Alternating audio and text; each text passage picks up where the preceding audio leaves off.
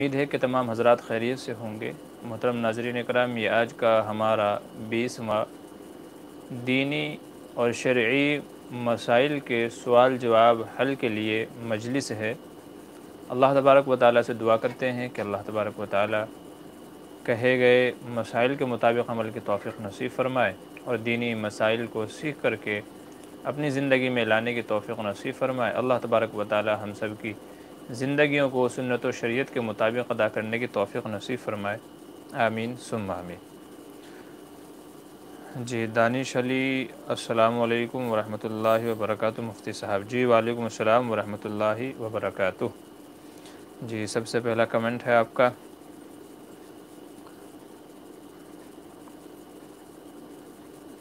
ماشاءاللہ، دیکھتے دیکھتے یہ 20واں سوال جواب کا سیزن شروع ہو گیا ہے ہمارا، اور دیکھیں کہاں چلے گئے، 5-6 مہینے ہونے والے ہیں تقریباً۔ محتشم پاشا السلام علیکم۔ جی وعلیکم السلام۔ تو وقت کیسے گزر جاتا ہے پتہ ہی نہیں چلتا۔ ایام مصیبت کے تو کاٹے نہیں کٹتے، دن عیش کے گھڑیوں میں گزر جاتے ہیں کیسے۔ تو راحت و آرام میں کیسے وقت گزر جاتا ہے پتہ ہی نہیں چلتا۔ دیکھیں لاک ڈاؤن آیا بھی تھا، چلا بھی گیا، ابھی حالات کیسے کیسے ہو رہے ہیں، کیسے آئیں گے کچھ پتہ نہیں ہے۔ تو بہرحال وقت بڑی تیزی سے گزر رہا ہے۔ کامیاب وہی شخص ہے کہ جو اپنے وقت کو کامیاب بنائے، اللہ اور اس کے رسول کی اطاعت میں لگا دے۔ تو جتنا بھی ممکن ہو شرعی مسائل کے مطابق، دین اسلام کے مطابق اپنی زندگی کو ڈھالنے کی کوشش کریں۔ جن باتوں کا پتہ نہیں ہے ان کو سیکھنے کی کوشش کریں۔ ہمارے اکابرین بلکہ صحابہ کرام رضی اللہ عنہم ایک ایک حدیث کے لیے لمبے لمبے سفر کیا کرتے تھے، مہینوں مہینوں سفر کیا کرتے تھے۔ جب ان کو معلوم ہوتا کہ فلاں صحابی کے پاس یا فلاں شخص کے پاس ایک حدیث ہے جو انہوں نے حضور سے سنی ہے اور کسی کے پاس وہ حدیث نہیں ہے، تو اپنے اونٹ پر گھوڑوں پر جاتے تھے، مہینوں مہینوں سفر کر کے ان سے وہ حدیث سنتے تھے اور وہ سن کر کے آتے تھے۔ تو ہمارے اکابرین نے تو اس طریقے سے علم دین سیکھا ہے۔ صحابہ کرام رضی اللہ عنہم نے اس طریقے سے احادیث کا ذخیرہ جمع کر کے پھر آگے امت تک پھیلایا ہے۔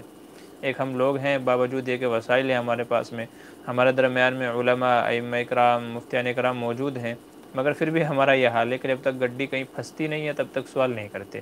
جب نماز میں کوئی مسئلہ پیش آ جاتا ہے تب پوچھتے ہیں کہ جی اس طریقے سے مسئلہ پیش آ گیا، اب کیا کریں۔ اس سے پہلے نہیں دیکھتے کہ بھئی اس سے پہلے نماز کے مسائل معلوم کر لیں اور دینی مسائل حل کر لیں، اس سے پہلے نہیں پوچھیں گے۔ جب مسئلہ پھنس جائے گا تب آ کر کے پوچھیں گے کہ جی مسئلہ کس طریقے سے ہے۔ بہرحال اللہ ہم سب کو مسائل سیکھنے کی توفیق نصیب فرمائے۔ گزشتہ ہفتے ایک بندے نے سوال پوچھا تھا کہ مسافر اگر نماز پڑھا دے 4 رکعت تو ایسے میں نمازیوں کی جو پیچھے مقیم مقتدی ہیں ان کی نماز ہوگی یا نہیں ہوگی۔ تو چونکہ اس وقت علم نہیں تھا، ذہن میں مسئلہ نہیں تھا، اس لیے جواب نہیں دے پائے تھے۔ اس کا جواب یہ ہے کہ ایسی صورت میں مقتدیوں کی نماز بھی نہیں ہوگی، کیونکہ جو مسافر ہے اس کے ذمہ لازم ہے کہ وہ قصر کرے، یعنی 2 رکعت نماز پڑھے۔ تو اپنی 2 رکعت پڑھنے کے بعد میں جب وہ بقیہ 2 رکعت پڑھے گا اپنی، تو وہ نفل والا ہو جائے گا، نفل متنفل جسے کہتے ہیں، تو نفل والا ہو جائے گا وہ۔ اور نفل پڑھنے والے کے پیچھے، چونکہ مقتدی جو پیچھے ہیں ان کی تو فرض نماز ہے، تو نفل والے شخص کے پیچھے فرض والوں کی نماز نہیں ہوتی، تو اس لیے پیچھے والوں کی بھی نماز نہیں ہوگی۔ تو یہ مسئلہ تھا، کسی نے پوچھا تھا، چونکہ ذہن میں نہیں تھا تو اس لیے بتایا نہیں تھا۔ جی بہت سارے حضرات ہیں۔ جی سمیع قیصر السلام علیکم۔ جی وعلیکم السلام۔ محمد احمد السلام علیکم ورحمۃ اللہ وبرکاتہ۔ جی وعلیکم السلام ورحمۃ اللہ وبرکاتہ۔ جی تو جن حضرات کے ذہن میں جو سوال ہو تو وہ یہاں پوچھ سکتے ہیں، یہ مختصر سوال جواب کے لیے ہے جو ذہن میں۔ جی مجھے ایک مسئلہ پوچھنا ہے۔ جی سعید الرحمن السلام علیکم۔ جی وعلیکم السلام۔ جی یہ جو پروگرام ہے ہمارا یہ مسئلہ مسائل ہی کے لیے ہے، اسی کے لیے ہے، تو انشاءاللہ جو بھی آپ کے ذہن میں یہاں مسئلہ مسائل ہوں تو وہ یہاں آپ پوچھ سکتے ہیں، جو بھی آپ کے ذہن میں ہوں شرعی اعتبار سے پوچھ سکتے ہیں یہاں پر۔ جی آر خان مفتی صاحب، کسی نے کرسمس پر اسنیک اور سویٹ دی، اس کا لینا اور کھانا کیا حکم ہے؟ جی ان مواقع پر غیروں کی طرف سے جو وہ چیزیں دی جاتی ہیں ان کو نہیں لینا چاہیے، کیونکہ ممکن ہے کہ ہمارا بھی انہیں میں شمار ہونے لگے اور ہم بھی انہی کے جیسے، یہ شبہ ہو سکتا ہے، ڈاؤٹ ہو سکتا ہے، تو اس لیے اس طرح کے مواقع پر جو مٹھائیاں وغیرہ آتی ہیں تو ان کو نہیں لینا چاہیے، اور اگر لے لی ہیں تو پھر جانور وغیرہ کو کھلا دینا چاہیے، یا تو پھر کوئی غیر مسلم دوست ہے تو اسی کے پاس اس کو بھیج دینا چاہیے، یعنی ادھر سے لی ادھر گھما دی، اس طرح کا معاملہ کر لینا چاہیے۔ یہ تو مٹھائی کا مسئلہ ہو گیا ہے۔ اچھا اس کے علاوہ اور ساتھیوں کا کیا سوال ہے؟ جی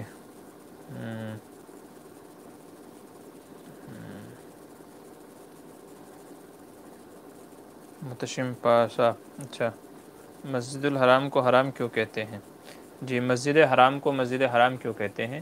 تو مسجد حرام کو اس لیے حرام کہتے ہیں کہ چونکہ وہاں جا کر کے بہت سارے اعمال حرام ہو جاتے ہیں، وہ چیزیں کہ جو دوسری جگہوں پر حلال ہے وہ وہاں جا کر کے حرام ہو جاتی ہیں، جیسے شکار کرنا، حرم کی گھاس اکھاڑنا، یا تو شکار کی طرف رہنمائی کرنا، رہبری کرنا کہ فلاں جگہ شکار ہے، تو یہ سب حرام ہو جاتا ہے۔ ایسے ہی وہاں لڑائی جھگڑا کرنا بھی حرام ہے، کسی کا خون بہانا، کسی سے قصاص وغیرہ لینا، تو یہ وہ تمام معاملات ہیں کہ جو وہاں حرام ہو جاتے ہیں، تو اس لیے بیت اللہ کو مسجد حرام کا بھی نام دیا جاتا ہے، مسجد حرام بھی، یا مسجد حرم یا حرم کعبہ بھی، بیت اللہ وغیرہ بہت سارے نام ہیں۔ تو مسجد حرام کہنے کی جو اس کی وجہ ہے، تو وجہ یہ ہے، علماء نے یہ وجہ ذکر کی ہے مسجد حرام کہنے کی۔ جی، اور کیا سوال ہے ہمارے بھائیوں کا؟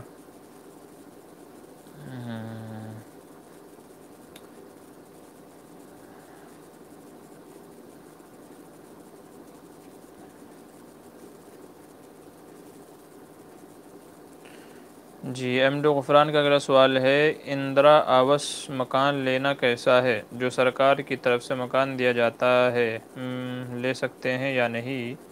منیجر وغیرہ گھوش بھی مانگتے ہیں، اسے گھوش دینا کیسا ہے؟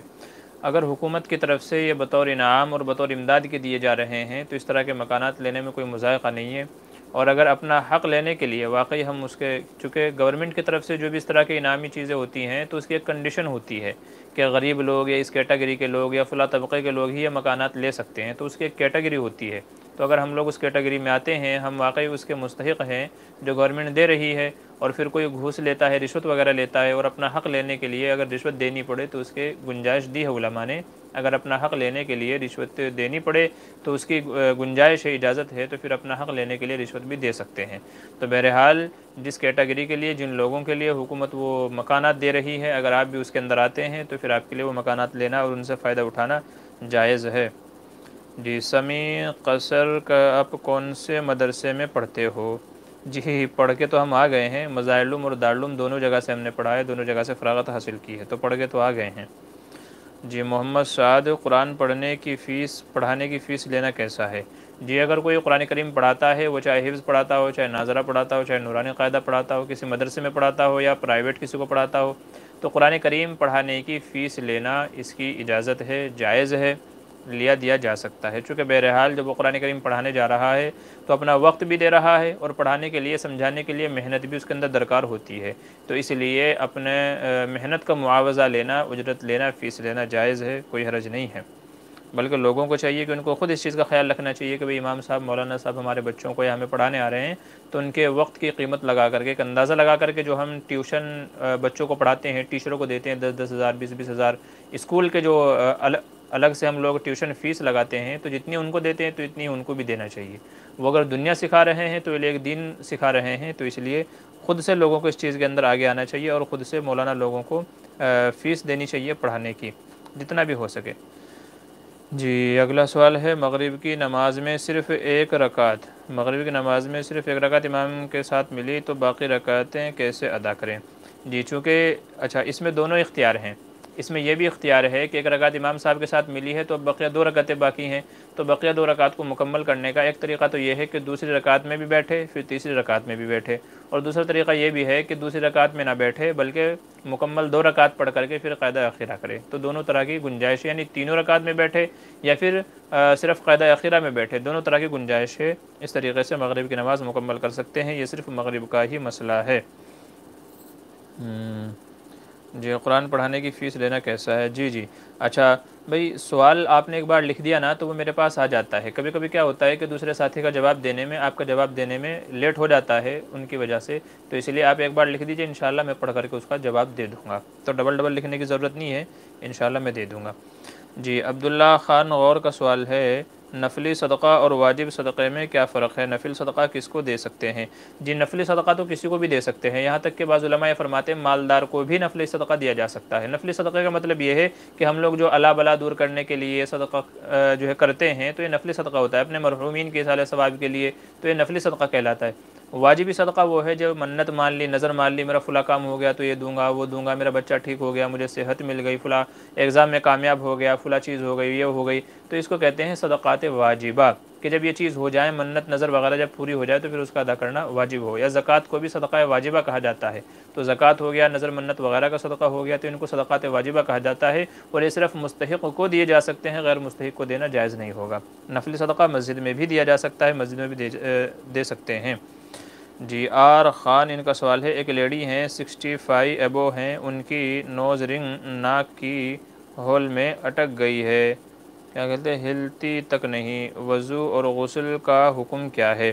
جی اگر وہ ہلتی نہیں ہے یا اس کو ہلانا دشوار ہے تو اسی حالت میں ان کا وضو ہو جائے گا، وہ وضو کرتے رہیں، جہاں متعذر ہے پانی کا پہنچانا مشکل ہے جہاں پر، تو ان کے وضو اسی طریقے سے ہو جائے گا۔ اگر ممکن ہو ہلا کر کے وہاں تک پانی پہنچانا تو ہلا لیا جائے، لیکن اگر نہیں ہل سکتا ہے یا تو پھر ایسا ہے کہ اس کو کٹوا لیا جائے، نوز کی جو رنگ ہے تو اس کو کٹوا لیا جائے، کٹوا کر کے انشاءاللہ مسئلہ حل ہو جائے گا، پھر کوئی بڑی رنگ پہن لی جائے، نہیں تو اس طریقے سے بھی اسی حالت میں بھی ان کی وضو ہو جائے گی۔ سعید الرحمن کا سوال ہے، آج کے زمانے میں کسی کام کے لیے دوسرے سے پیسے مانگنے کے لیے جائیں یا ادھار نہیں دیتے بلکہ پیسہ سود کے رقم پر ہی دیتے ہیں، اگر کسی کے جان بچانے کے لیے ادھار نہیں ملا تو کیا سود رقم لینا جائز ہوگا؟ جی اگر اس کے علاوہ کوئی اور صورت نہ ہو، کوئی اور مسئلہ نہ ہو، کوئی دینے کے لیے تیار نہ ہو، کہیں سے بغیر سودی قرضے کے کوئی رقم نہ مل سکتی ہو کہیں سے، تو پھر جان بچانے کے لیے یا کھانا پینا کسی کے یہاں ختم ہو گیا یا دوائی وغیرہ کے لیے بھی پیسے نہیں ہیں، تو پھر اس کی اجازت ہے کہ سودی رقم بھی لے سکتے ہیں، علماء نے مسئلہ لکھا ہے۔ چاند ببلو حاملہ عورت سے کتنے مہینے تک صحبت کر سکتے ہیں؟ جی حاملہ عورت سے صحبت کرنے کی کوئی مدت متعین نہیں ہے، کبھی تک بھی کی جا سکتی ہے، البتہ ڈاکٹر لوگوں سے مشورہ کر لیا جائے۔ یہ سمجھ لیجئے کہ جب تک بچے کو نقصان نہ پہنچے، خاص کر کے یہ سمجھ لیجئے کہ 6 مہینہ، جیسا کہ ڈاکٹر لوگ کہتے ہیں، تو حمل ہونے کے 6 مہینے تک کے کر سکتے ہیں، بعد میں بھی کر سکتے ہیں، لیکن وہ بچے کی صحت کے لیے، جو پیٹ میں بچہ ہے اس کی صحت کے لیے اچھا نہیں بتاتے ہیں ڈاکٹر لوگ، تو اس لیے ڈاکٹر لوگوں سے مشورہ کر لیا جائے اور پھر اسی کے حساب سے ہم بستری والا یہ عمل کیا جائے۔ باقی شرعی اعتبار سے اس میں کوئی منائیگی نہیں ہے، کب تک کر سکتے ہیں کب تک کے نہیں، شریعت میں کبھی تک بھی کر سکتے ہیں۔ آپ نے جو کوٹ پہنا ہے اسے کیا کہتے ہیں؟ عربین میں یہ عام لباس ہے لیکن بر صغیر میں صرف علماء یہ خاص پہنتے ہیں، کیا عام لوگ بھی یہ لباس استعمال کر سکتے ہیں؟ جی ہاں، یہ لباس جو ہے وہ عام لوگ بھی استعمال کر سکتے ہیں، ان کی بھی اجازت ہے۔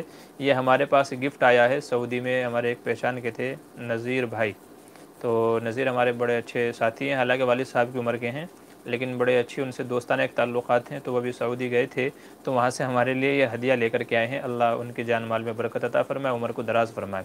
تو بہرحال اسے ویسے تو جبہ بھی کہتے ہیں، اور اس کے علاوہ کچھ اور بھی نام لیتے ہیں، اس کا نام میرے ذہن سے نکل گیا ہے، لیکن چوغا بھی اس کو کہا جاتا ہے، اس کو چوغا بھی کہا جاتا ہے، اور عرب میں جو چلتا ہے نا وہ تمارا ومارا ایسا کچھ نام ہے اس کا، پتہ نہیں کیا نام بولتے ہیں، میں پوچھ کے بتاؤں گا، تو وہ نام سے بھی اس کو پکارا جاتا ہے۔ بہرحال جو وہاں کپڑے مارکیٹ کی دکانیں ہیں کپڑے وغیرہ کی، تو ان پر یہ آسانی سے آپ کو مل جائے گا، تو عام لوگ بھی اس کو پہن سکتے ہیں، کوئی مذائقہ نہیں ہے۔ جی دلدار بھائی پوچھ رہے ہیں کہ شادی کے بعد ہسبینڈ وائف ہنی مون پہ جا سکتے ہیں کیا؟ جی شرعی اس کی لحاظ رکھتے ہوئے باہر جانا ہے تو چلے جائیں، کوئی مذائقہ نہیں ہے، گھومنے پھرنے کی شریعت نے کوئی منائیگی نہیں کی ہے، تو آپ کو جہاں جانا ہے چلے جائیں، لیکن دیکھنے میں آیا ہے کہ ہوٹلس وغیرہ کے اندر عموماً کچھ لوگ شرارت کرتے ہیں، بہت سارے ہوٹلوں میں تو ایسے خفیہ کیمرے لگا دیتے ہیں جن سے میاں بیوی کے جو راز ہیں وہ پبلک کے سامنے آ جاتے ہیں، پھر بعد میں زندگی بھر شرمندہ ہونا پڑتا ہے، تو اس لیے گھومنے پھرنے کی نیت سے جائیں تو ایسی جگہ جائیں جہاں آپ کو اطمینان ہو اور پردے وغیرہ کا خیال رکھا جائے، تمام چیزوں کا خیال رکھا جائے، تو پھر آپ کہیں بھی جا سکتے ہیں، اس کے اندر کوئی مذائقہ نہیں ہے۔ ساتھ میں اس چیز کا بھی خیال رکھیں کہ آپ جا تو رہے ہیں لیکن اس میں کوئی اسراف اور فضول خرچی نہ ہو، اسراف اور فضول خرچی نہ ہو، بلکہ نارمل جیسے لوگ کہیں جائیں گھومیں پھریں جتنا خرچہ آتا ہو اسی اعتبار سے، یہ نہ ہو کہ شادی کا ہدیہ امام صاحب کو دیا 5000 اور ہنی مون پہ جانے کے لیے خرچہ کر رہے لاکھ روپے، تو اس طرح کی چیز نہیں ہونی چاہیے، تو اس چیز کا خیال رکھیے۔ باقی گھومنے پھرنے سے شریعت نے منع نہیں کیا ہے، شرعی حدود میں رہتے ہوئے آپ کہیں بھی جا سکتے ہیں۔ ایم ڈی صداقت السلام علیکم مفتی صاحب، حضرت لقمان علیہ السلام کے بیٹے کا نام کہیں کتابوں میں آیا ہے کیا نام ہے ان کا؟ جی یہ مجھے دیکھنا پڑے گا کہ ان کے صاحبزادے کا نام کیا ہے، مجھے یاد پڑتا ہے کہ شاید جو ہماری ایک کتاب ہے نصیحت المسلمین، تو اس میں حضرت لقمان علیہ السلام کی سینکڑوں نصیحتیں ہم نے جمع کی ہیں، تو شاید اس میں ایسا مجھے خیال پڑ رہا ہے کہ شاید اس میں ان کے بیٹے کا کہیں نام ہے، ابھی تو ذہن میں نہیں ہے، انشاءاللہ میں بعد میں آپ کو دیکھ کے بتا دوں گا کہ کیا نام ہے ان کا۔ محمد شعیب کا سوال ہے تراویح میں قرآن سنانے کے لیے کس مہینے سے دور شروع کرنا چاہیے اور کتنے دور کرنے چاہیے؟ بھئی حافظ قرآن کو تو روزانہ قرآن کریم کی تلاوت کا معمول رکھنا چاہیے، روزانہ تلاوت کا معمول رکھنا چاہیے، نہیں تو کم سے کم شعبان میں رمضان سے ایک مہینہ پہلے اس طریقے سے آدمی تلاوت کرے کہ 15 دن میں ایک قرآن اور دوسرے 15 دن میں 2 قرآن ہو جائیں، تو 2 قرآن اس کے رمضان سے پہلے ہو جائیں تو انشاءاللہ تراویح میں سنانا اس کے لیے آسان ہو جائے گا۔ باقی حفاظ کرام کو روزانہ ہی قرآن کریم کی تلاوت کا معمول رکھنا چاہیے۔ اویس قریشی کا سوال ہے غیر شادیاں کا شاید عورت سے نکاح کرنا کیا کرے؟ غیر سید عورت سے نکاح کرنا کیسا ہے؟ جی سید غیر سید اس کے اندر کوئی مذائقہ نہیں ہے، سید عورت ہو یا مرد ہو دونوں ایک دوسرے سے نکاح کر سکتے ہیں، تو سید کا غیر سید سے نکاح کرنا جائز ہے، بلا شبہ کر سکتے ہیں، اس کے اندر کوئی مذائقہ نہیں ہے، دونوں کا نکاح جائز ہو جائے گا، حدیث میں کہیں منع نہیں کیا گیا ہے، حدیث میں کہیں منائے نہیں ہے اس سے۔ آر خان جزاکم اللہ خیرہ، جی شکریہ۔ محسن شیخ کا سوال ہے ایمان اوپر نیچے ہوتا ہے کیا کیا جائے؟ جی بس اعمال کے اندر اضافہ کیا جائے، جتنے بھی نیک اعمال آپ کرتے جائیں گے تو ایمان میں اضافہ ہوتا جائے گا، اور جتنے بھی گناہوں کی طرف جائیں گے تو ایمان میں کمی آتی جائے گی، تو اس لیے جتنے بھی آپ زیادہ سے زیادہ اعمال کریں گے انشاءاللہ تو ایمان کے اندر اضافہ ہی ہوتا جائے گا، ایمان کے اندر زیادتی ہوتی جائے گی، تو اس لیے آپ نیک اعمال کے اوپر توجہ دیجیے، انشاءاللہ جو یہ دل کے اندر جو ایک ظلمت کی کیفیت پیدا ہو جاتی ہے تو انشاءاللہ وہ دور ہو جائے گی۔ محمد ہارون طیاغ السلام علیکم، جی وعلیکم السلام ورحمۃ اللہ وبرکاتہ۔ اویس قریشی سید خاندان میں القریش بہتر ہے کیا؟ دیکھیے جو سید ہیں وہ سارے ہی قریشی ہیں، تو اس میں القریش والقریش اور کیا کیا جو آپ بتا رہے ہیں تو میں نے تو سنا نہیں ہے کہ اس میں بھی اور آگے قبیلے ہوتے ہوں گے کہ یہ القریش ہے، یہ والقریش ہے، یہ تلقریش ہے، تو میرے سننے میں تو آیا نہیں ہے۔ بہرحال سید کا مطلب حضور صلی اللہ علیہ وسلم کے خاندان سے ہوتے ہیں، تو اس لیے جو بھی آپ صلی اللہ علیہ وسلم کے خاندان سے ہے تو اس کو سید کہا جائے گا، تو اسی کو سید کہا جائے گا۔ باقی چونکہ حضور قریشی نسل تھے اور پھر آپ کی نسل میں آگے سید ہوئے ہیں، تو اس لیے جو آپ فرق بتا رہے ہیں وہ میری نظر سے کہیں نہیں گزرا ہے۔ اچھا ویش قریشی کیا کہہ رہے ہیں ہدیے میں سید کو القریش کی شخ بتایا گیا ہے، ہدایہ میں سید کو القریش کی وہ بتایا اچھا شاخ بتایا گیا ہے، جی وہ میری نظر میں نہیں ہے، آپ بعد میں مجھے وہ ہدایہ کی جو آپ عبارت کی بات کر رہے ہیں مجھے بھیج دیجیے گا، میں بھی ذرا غور و فکر کر لوں گا انشاءاللہ، تو اور مسئلہ اچھی طریقے سے واضح ہو جائے گا۔ یوسف قریشی کا سوال ہے ہمارے لڑکے میں کئی مسجد ہیں کیا کہہ رہے ہیں ہمارے علاقے میں کئی مسجد ہیں تو پھر کون سی مسجد کی اذان کا جواب دیں؟ جی اس سلسلے میں 2 باتیں ہیں، یا تو یہ کہ جو سب سے پہلی اذان آئے آپ اس کا جواب دے دیں، بقیہ کا نہ دیں، سب سے پہلی جو اذان کی آواز ہے اس کا جواب دے دیں، یا تو پھر اپنے محلے کی مسجد کا اذان کا جواب دیں۔ تو علماء نے یہ 2 باتیں لکھی ہیں، یا تو اپنے محلے کی مسجد کا جواب دے دیں اذان کا، اور یا تو جو سب سے پہلے اذان ہے اس کا جواب دے دیں، تو آپ بری ذمہ ہو جائیں گے۔ سید الرحمن کا سوال ہے سر مسح کا طریقہ آپ پریکٹیکل کر کے دکھا دیتے بہت ہی فائدہ ہوتا، اس میں غلطی ہوتی ہے آپ ایک بار کر کے بتا دیں۔ جی آپ ایک بار کر کے بتا دیں۔ جی اس کا طریقہ یہ ہے مسح کرنے کا طریقہ یہ ہے کہ دونوں ہاتھ جو ہے پانی سے بھگو لیجئے، عموماً پانی میں بھیگے ہوئے ہوتے ہیں، تو دونوں ہاتھ کو پورے طریقے سے یہاں اس طریقے سے رکھ کر کے سر کے پیچھے کی طرف کھینچا جائے اور پھر پیچھے سے آگے کی طرف کھینچا جائے، پیچھے سے آگے اور آگے سے پیچھے اس طریقے سے کھینچا جائے، اور پھر جو یہ ہاتھ کی جو شہادت والی انگلیاں ہیں ان سے کانوں کا مسح کر لیا جائے، اور جو انگوٹھے بچے ہیں ان سے کانوں کے پیچھے کا حصہ ہے اس کا مسح کر لیا جائے، اور یہ جو الٹے ہاتھ کی سائڈ بچی ہوئی ہے اس سے گردن کا مسح کر لیا جائے۔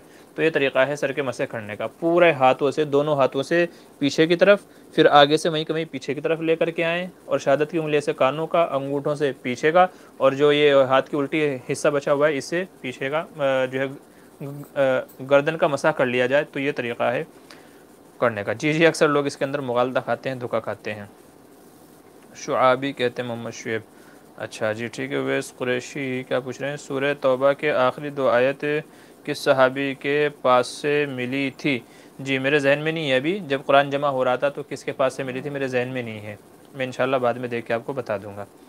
دانش علی مفتی صاحب کیا ہے منڈھے کی دعوت کھانا اور کھلانا کیسا ہے؟ درست نہیں ہے، شادی میں مرد کی طرف سے صرف ولیمہ ہے، وہ بھی اگر اس کی حیثیت ہو تو ولیمے کی دعوت سنت ہے، باقی منڈھے وغیرہ کی جو دعوتیں ہمارے یہاں عامتاً اس کا رواج ہے تو یہ دعوتیں نہ کھانا چاہیے نہ کھلانا چاہیے، ان سے بچنا چاہیے، ان چیزوں نے رسمیں کی شکل اختیار کر لی ہے تو ان سے بچنا چاہیے۔ جی اگلا سوال ہے عبرانہ خاتون آپ خیریت سے ہیں جناب؟ جی الحمدللہ اللہ کا احسان ہے، ہم تو خیریت سے ہیں، آپ بتائیے کیسے مزاج ہیں؟ عزیر احمد اسلام میں آرگن ڈونیشن کا کیا حکم ہے؟ جی اگرچہ اب بعض علماء نے آرگن ڈونیٹ کرنے کی اجازت دی ہے، لیکن اصل مسئلہ یہ ہے کہ اپنے جسم کے اعضاء کو ڈونیٹ کرنا جائز نہیں ہے، اپنے اعضاء کو ڈونیٹ کرنا جائز نہیں ہے۔ وجہ یہ ہے کہ زندگی صرف زندگی نہیں ہے، بلکہ اصل زندگی مرنے کے بعد بھی شروع ہوتی ہے۔ تو جیسے ہمیں آنکھ کان وغیرہ کی یہاں دنیا میں ضرورت پڑتی ہے، تو ایسے ہی ہمیں آخرت میں بھی ضرورت پڑے گی۔ تو اس لیے علماء نے اس سے منع کیا ہے کہ اعضاء ڈونیٹ نہیں کرنا چاہیے۔ ہماری اس کے اوپر ایک مفصل ویڈیو ہے دلائل کے ساتھ میں، آپ ہمارے یوٹیوب چینل میں جا کر کے وہاں دیکھ لیجئے گا کہ اعضاء ڈونیٹ کرنا کیسا ہے، یا تو بعد میں آپ رابطہ کیجئے گا، انشاءاللہ میں اس کا لنک بھیج دوں گا، تو تفصیلی مسئلہ وہاں دیکھ لیجئے گا۔ اصل مسئلہ یہی ہے مختصراً کہ اکثر علماء نے اس کی اجازت نہیں دی ہے کہ یہ چیز درست نہیں ہے۔ چوغے کو شعبی کا، اچھا چوغے کی بات کر رہے ہیں، جی جی۔ محمد شعیب مفتی صاحب، مزار العلوم سہارنپور میں داخلے کی کیا شرائط ہیں؟ جی یہ تو یا تو وہاں کا پمفلٹ لے لی جائے جو شرائط داخلہ آتے ہیں، یا تو ان کو حاصل کر لیا جائے، یا تو پھر وہاں کے دفتر تعلیمات میں معلوم کر لیا جائے۔ انشاءاللہ وہ آپ کو شرائط بتا دیں گے، میرے ذہن میں نہیں ہے کیا کیا شرائط ہیں۔ اگر ایک آدمی نماز پڑھ رہا ہے، اس کے آس پاس کچھ لوگ اس طرح بات چیت کر رہے ہوں جس سے نماز میں ڈسٹرب ہوتا ہو، تو وہ نماز پڑھنے والا انہیں اشارہ کر سکتا ہے؟ اگر ہاں تو کیسے؟ جی اگر ان کو روکنا ہے تو زور سے اللہ اکبر کہہ دے، اللہ اکبر یا سبحان اللہ، اس طریقے سے اگر زور سے وہ پڑھ دے گا تو امید ہے انشاءاللہ کہ جو بات چیت کرنے والے ہیں ان کو سمجھ میں آ جائے گا کہ ہاں کوئی ہم سے مخاطب ہے، کوئی ہم کو منع کر رہا ہے، یا کوئی ہم سے کچھ کہنا چاہ رہا ہے۔ تو زور سے اللہ اکبر کہہ دے، یا تو قرات کا کوئی جملہ زور سے کہہ دے۔ سورہ فاتحہ پڑھ رہا ہے تو ایک دو آیت کی قرات زور سے کر دے تاکہ اس کو معلوم ہو جائے کہ ہاں کوئی مجھ سے کچھ کہنا چاہ رہا ہے۔ تو اس طریقے سے اشارہ کیا جا سکتا ہے۔ جی حسن خیرڈا کہہ رہے محمد کیا ہے حسن، میرا سوال ہے کرسی پر بیٹھ کر نماز پڑھنا کیسا ہے؟ جی جو معذور لوگ ہیں ان کے لیے کرسی پر بیٹھ کر کے نماز پڑھنے کی گنجائش ہے، جو زمین پر سجدہ نہیں کر سکتے یا رکوع میں صحیح سے جھک نہیں سکتے کھڑے ہو کر کے، تو ایسے لوگوں کے لیے کرسی پر بیٹھ کر کے نماز پڑھنا درست ہے۔ لیکن جو رکوع کر سکتے ہیں یا سجدہ زمین پر کر سکتے ہیں تو پھر ان کو اسی پہ کرنا چاہیے، کیونکہ اصل وہی ہے۔ تو معذورین کے لیے اجازت ہے، بقیہ لوگوں کے لیے اجازت نہیں ہے۔ نیلم قاسمی، کیا ناپاکی کی حالت میں درود پاک پڑھ سکتی ہیں؟ جی ہاں درود پڑھ سکتے ہیں۔ ناپاکی کی حالت میں صرف قرآن کریم کی تلاوت منع ہے، باقی جو بھی اذکار ہیں، دعائیں وغیرہ ہیں، مسنون اذکار وغیرہ ہیں تو ان سب کی اجازت ہے، تو درود شریف بھی پڑھ سکتے ہیں۔ قاری عارف، السلام علیکم ورحمۃ اللہ وبرکاتہ، مفتی صاحب خیریت سے ہیں آپ؟ جی وعلیکم السلام ورحمۃ اللہ، اللہ کا فضل ہے، اس کا احسان ہے، خیریت سے ہیں۔ صدام حسین، السلام علیکم، جی وعلیکم السلام۔ مفتی حافظ دانش آفیسر، مفتی صاحب تواضع اختیار کرنے کے لیے کوئی عمل بتائیے۔ جی تواضع اختیار کرنے کا سب سے بڑا طریقہ جو ہم نے اکابرین کے اندر یہ دیکھا ہے کہ غریبوں کے ساتھ اٹھنا بیٹھنا، کھانا پینا یا ان کی خدمت کرنا۔ جو اپنے سے کمتر درجے کے لوگ ہیں، تو آدمی ان کی خدمت کرے، ان کو سلام کرے، ان کے پاس اٹھے بیٹھے۔ انشاءاللہ امید ہے کہ اس عمل سے آدمی کے اندر تواضع پیدا ہوگا۔ نیز اپنی ذات کے اوپر غور و فکر کرے کہ اللہ نے کیسے گندے نطفے سے اس کو پیدا کیا ہے اور آج وہ کس حال میں ہے، تو انشاءاللہ یہ چیز امید ہے کہ اس کے لیے تواضع اختیار کرنے میں معین اور مددگار بنے گی۔ صدام حسین کہہ رہے ہیں مفتی صاحب ہدیہ دے کر واپس لینا کیسا ہے؟ جی مناسب نہیں ہے، حدیث میں فرمایا گیا، بعض حدیث میں اس طرح کی روایت ملتی ہیں کہ ہدیہ دے کر کے واپس لینا ایسا ہے جیسا تھوک کو چاٹنا، تو ہدیہ دے کر کے لینے کو پسند نہیں کیا گیا ہے، اس لیے نہیں لینا چاہیے۔ اگر لینا ہی تھا تو پھر دینا ہی کیوں ہے؟ تو اصل مسئلہ یہ ہے کہ نہیں لینا چاہیے، لیکن اگر کوئی لینا چاہے تو پھر لے بھی سکتا ہے، اگرچہ بہتر یہ ہے نہ لیا جائے۔ جی جبار علی ہائے کہہ رہے ہیں، جی ہائے کے بجائے السلام علیکم کیجیے۔ وعلیکم السلام۔ جی نیلم قاسمی کا سوال ہے کیا اولاد کے لیے درود پاک کے وظیفے پڑھ سکتی ہیں؟ ایک ساتھ 2 وظیفے کر سکتے ہیں؟ جی ہاں درود شریف بھی پڑھا جا سکتا ہے، ایک ساتھ 2 3 4 وظیفے جتنے آپ کر سکتے ہیں کر لیجئے گا، کوئی مذائقہ نہیں ہے، تو ایک سے زائد وظائف کرنے کی بھی اجازت ہے۔ اور درود شریف کو انشاءاللہ جس نیت سے پڑھا جائے گا تو انشاءاللہ امید ہے کہ اس سے وہی فائدے اور برکات حاصل ہوں گے، لہٰذا کوئی ایک خاص مقصد ذہن کے اندر رکھ کر کے درود شریف پڑھتے رہیے، انشاءاللہ اس کی برکت سے آپ کا وہ کام ہو جائے گا۔ جی غفران عبداللہ کہہ رہے ہیں خفین پہ مسح کر کے کیا خفین اتار کے نماز پڑھ سکتے ہیں؟ جی نہیں، اگر آپ نے خفین اتار دیے ہیں نماز سے پہلے تو پھر آپ کو نماز پڑھنے کے لیے پیروں کو دھونا ضروری ہوگا۔ خفین پہ مسح کیا، پھر خفین نکال دیے اور پھر ننگے پیر کوئی نماز پڑھنا چاہے تو نماز نہیں ہوگی، بلکہ اس کو چاہیے کہ وضو پیر دھو لے، بس صرف پیر دھو لینا کافی ہے۔ اور اگر خفین ہیں ہی تو پھر خفین کے اوپر تو مسح کر لیا ہے اس نے، تو کوئی مذائقہ نہیں ہے، تو اسی کے ساتھ میں نماز پڑھ سکتا ہے۔ لیکن یہ عقل مندی نہ کرے کہ خفین پہنے، اس کے اوپر مسح کیا، پھر ان کو نکال دیا اور پھر نماز پڑھنے لگے، یہ عقل مندی نہ کرے، پیر دھل لے انشاءاللہ، اس کا طریقہ یہی ہے۔ نیلم قاسمی کا اگلا سوال ہے، ایک سال کی قضا نماز کچھ کیسے کیا کہہ رہے ہیں، ایک سال کے قضا نماز کے سے پڑھیں، نیت کیا کریں؟ جی جو بھی نماز آپ پڑھنا چاہتے ہیں تو نیت کر لیں۔ مثال کے طور پہ نیت یوں کر لیں کہ میری سب سے پہلی فجر کی جو نماز چھوٹی تھی اس کو ادا کرنے کی نیت کرتا ہوں، اللہ اکبر کہہ کر کے نیت باندھ لے۔ ظہر، عصر، مغرب، عشاء، ہر ایک نماز کے اندر جو بھی نماز آدمی پڑھ رہا ہے قضا نماز، تو اس کی اسی طریقے سے نیت کرتا رہے کہ میری سب سے پہلی جو ظہر کی نماز چھوٹی تھی اس کو ادا کرنے کی نیت کرتا ہوں۔ پھر جب دوبارہ نیت کرے گا پھر یوں ہی نیت کرے کہ میری سب سے پہلے جو نماز چھوٹی تھی، چونکہ جو ادا کر لیا تو وہ تو ادا ہو گئی، اب اس کے بعد والی آٹومیٹک خود بخود متعین ہو جائے گی پہلی کے لیے، تو اس طریقے سے نیت کر لے کہ سب سے پہلے جو میری نماز چھوٹی تھی اس کو ادا کرنے کی نیت کرتا ہوں۔ پانچوں نمازوں میں اسی طریقے سے نیت کرتا رہے اور نمازوں کو اندازہ لگا کر کے ادا کرتے رہے، انشاءاللہ نمازیں ادا ہو جائیں گی۔ فیصل قریشی کا سوال ہے، سسرال میں جہیز ملے تو لینا جائز ہے یا نہیں؟ کوئی اگر خوشی سے اپنی بیٹی کو کوئی دیتا ہے، دیکھیے لڑکے کو نہیں دیتے عام طور سے، لڑکے کو تو گھڑی، انگوٹھی یا اس طرح کی چیزیں دے دیتے ہیں، باقی فرنیچر، برتن، کپڑے وغیرہ یہ سب چیزیں وہ اپنی بچی کو دیے جاتے ہیں اس کے استعمال کے لیے، تو اپنی بچی کو استعمال کے لیے دیتے ہیں تو ماں باپ اپنی خوشی سے جو دے دیں تو بڑی اچھی بات ہے۔ لیکن اگر ہم کو یہ لگتا ہے کہ سامنے والے نے کہیں سے قرضہ لے کر کے، سودی لون لے کر کے، ادھار وغیرہ لے کر کے وہ اس طرح کے انتظامات کر رہا ہے، تو پھر سختی کے ساتھ منع کر دیا جائے کہ جی ہم کچھ نہیں لیں گے، ہمیں کچھ نہیں چاہیے۔ ہاں اگر ایسا ہے اللہ نے وسعت دی ہے اور پھر وہ اپنی بیٹی کو کچھ دینا چاہیں تو لے لیجیے گا، کوئی مذاقہ نہیں ہے۔ بہرحال علماء نے دونوں طرح کی اجازت دی ہے، جہاں رسماً اور جبراً لیا جا رہا ہے وہاں منع کیا ہے، اور جہاں ہے ہمت ہے، استطاعت ہے، تو پھر ضرورت کے بقدر جو چیزیں ہیں سامان ہیں ان کو لے دیا جا سکتا ہے۔ غفران عبداللہ، گرمی لگتی ہے کبھی کبھی، تو گرمی میں تو بھائی گرمی ہی لگے گی، ٹھیک ہے، تو اے سی وغیرہ لگوا لیجئے یا نہا لیجئے۔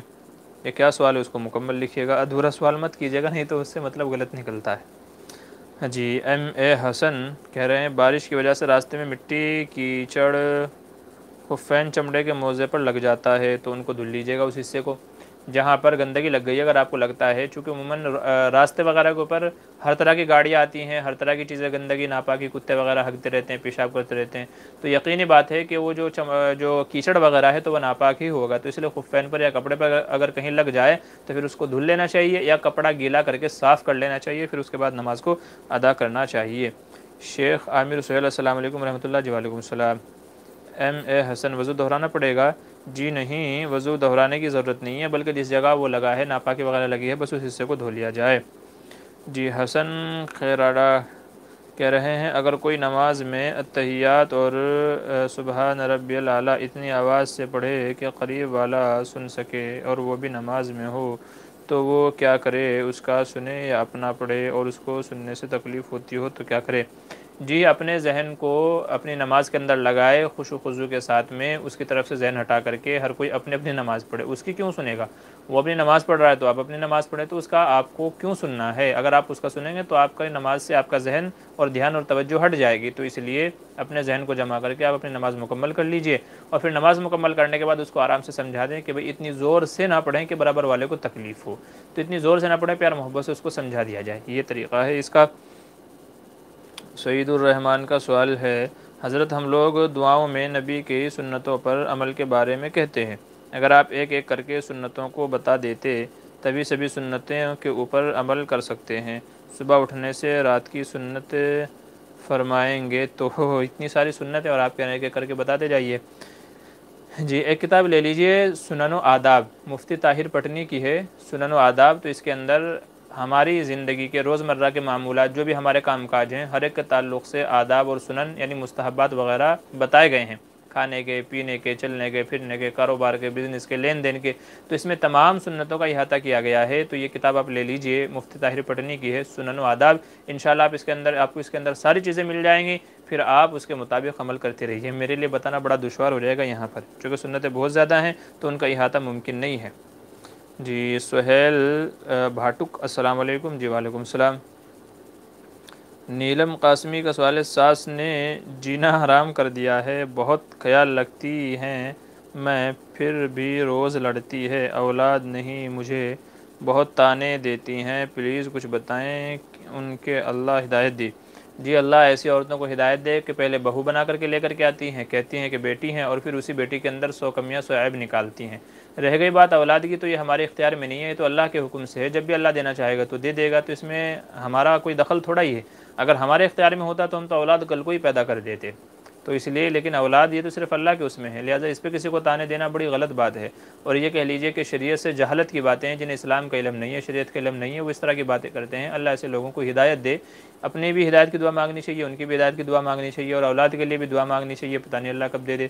باقی یہ ہے کہ اس سلسلے کے اندر آپ سورہ الم نشرح پڑھتے رہیں، سورہ الم نشرح پڑھتے رہیں، الم نشرح لک صدرک ووضعنا عنک وزرک، یہ صورت آپ پڑھتے رہیے انشاءاللہ، تو امید ہے کہ اللہ تبارک و تعالیٰ اس سے آپ کے گھریلو جھگڑوں کو اور مسئلوں کو آسان فرما دے گا۔ باقی یہ ہے کہ اگر شوہر آپ سے خوش ہیں تو پھر آپ کو کسی کی پرواہ نہیں کرنی چاہیے۔ جی سہیل بھاٹو کا سوال، السلام علیکم۔ سہیل بھٹوک، اچھا بھٹوک ہے، جمعے کے بعد کھانا کیسا ہے؟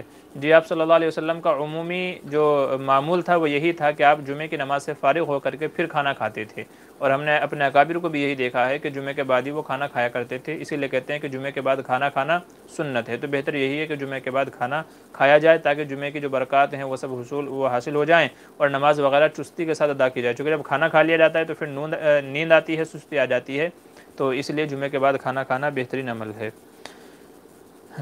جی مفتی صاحب اگر خفین کے اندر سادے موزے پہنے جائیں تو کیا مسح ہو جائے گا یا نہیں؟ مدلل جواب عنایت فرمائیں۔ جی بالکل ہو جائے گا، اگر اندر چمڑے کے یا کسی اندر سوتی یا اونی موزے ہیں اور اس کے اوپر چمڑے کے موزے پہنے ہوئے ہیں تو اس کے اوپر مسح ہو جائے گا، بلا شبہ درست ہے۔ کتاب المسائل جلد نمبر 1 جہاں پر مسح کے بیانات ہیں وہاں آپ دیکھ لیجئے گا، یا تو آن لائن فتاوی جو ہیں وہاں پر آپ دیکھ لیجئے گا، انشاءاللہ دلائل بھی آپ کو وہاں مل جائے گی، ٹھیک ہے۔ تو اس طریقے سے اگر اندر سوتی یا اونی موزے پہنے ہوئے ہیں، اوپر خفین پہنے ہوئے ہیں تو پھر ہو جائے گا، کوئی مذاقہ نہیں ہے۔ اچھا جی حسن خیراڑا پوچھ رہے ہیں قرآن پڑھ کے مردے کو بخشتے ہیں تو کیا بخشنے والے کو ثواب ملے گا یا پورا کا پورا ثواب مردے کو ملے گا، اور اگر پوری امت کی نیت کر لے تو سب کو برابر ثواب ملے گا؟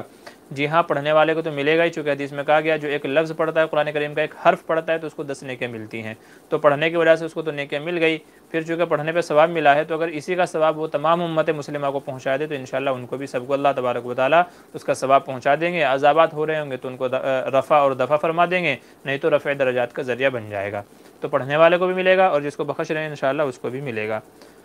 فیصل قریشی کہہ رہے ہیں سسرال میں لڑکی کو سونا لینا کیسا ہے؟ سسرال والے دیتے ہیں تو کیا کریں؟ سونا مردوں کے لیے حرام ہے تو سونا نہیں لینا چاہیے، خاص کر انگوٹھی وغیرہ، ہاں اگر بطور زیورات کے یا بطور ایسے ہی دے رہے ہیں احتیاط کے لیے کہ بھئی کبھی ضرورت پڑنے پر کام آ جائے اور ہم کو پتہ ہے کہ ان کے دینے کی ہمت استطاعت ہے تو لے سکتے ہیں، بطور ہدیہ یہ ہو جائے گا، لیکن اگر ہم کو پتہ ہے ان کی ہمت نہیں ہے بلکہ دیکھا دیکھی یا رسم و رواج کی وجہ سے وہ دے رہے ہیں تو پھر نہیں لینا چاہیے، خاص طور سے اس کا خیال رکھے گا کہ سامنے والے کی ہمت اور وسعت اور اس کی استطاعت دیکھے گا، یا تو پھر یہ کہہ دیجیے بھئی آپ کو دینا ہے تو اپنی بیٹی کو دے دیجیے، آپ کو جو بھی بنانا ہے زیورات ہو یا دوسری شکل میں اپنی بیٹی کو دے دیجیے، تو بیوی کا مال ہے، جب ہم کو ضرورت پڑے گی تو بیوی سے مانگ لیں گے، بیوی سے لے لیں گے، تو یہ شکل زیادہ بہتر ہے اس کے مقابلے میں۔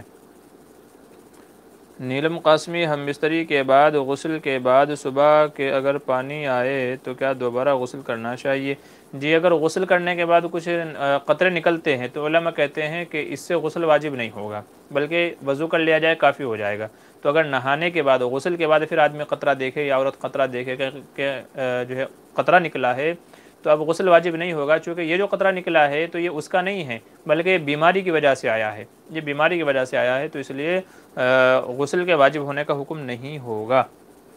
جی محسن شیخ کا سوال ہے ایک ویڈیو بنائیے سنت کو زندہ کرنے والی جو ختم ہو چکی ہیں۔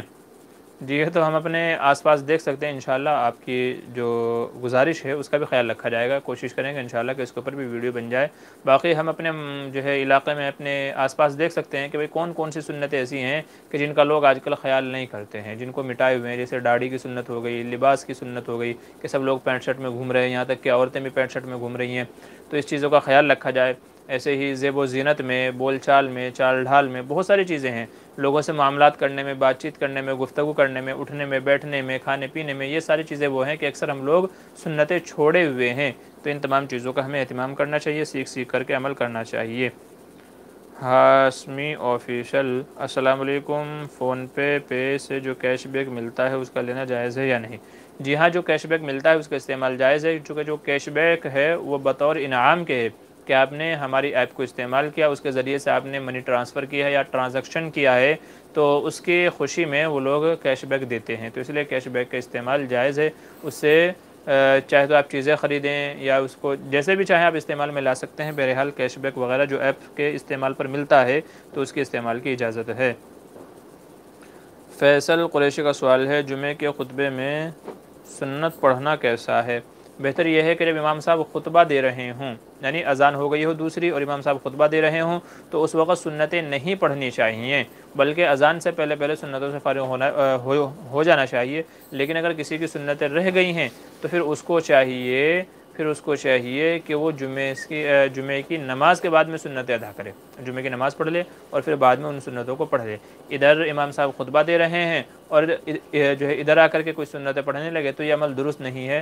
حدیث میں آپ صلی اللہ علیہ وسلم نے ارشاد فرمایا، اذا صعد الامام علی المنبر، کہ جب امام ممبر پر پہنچ جائے، فلا صلاۃ ولا کلام، تو اب نہ نماز پڑھنا درست ہے، نہ بات چیت اور گفتگو کرنا درست ہے، تو اس لیے اگر کسی کی چھوٹ جائے تو پھر وہ بعد میں ان کو ادا کر لے۔ قاری عارف صاحب، جی مفتی صاحب کھانا کھا لیجئے۔ جی بارک اللہ، جزاک اللہ، آپ کھائیے، اللہ آپ کے کھانے میں جان مال میں برکت عطا فرمائے، جزاک اللہ خیر۔ جی نعت نظم اینڈ تقریر چینل، السلام علیکم ورحمۃ اللہ وبرکاتہ، مفتی صاحب معین الاسلام۔ جی وعلیکم السلام معین الاسلام صاحب، وعلیکم السلام۔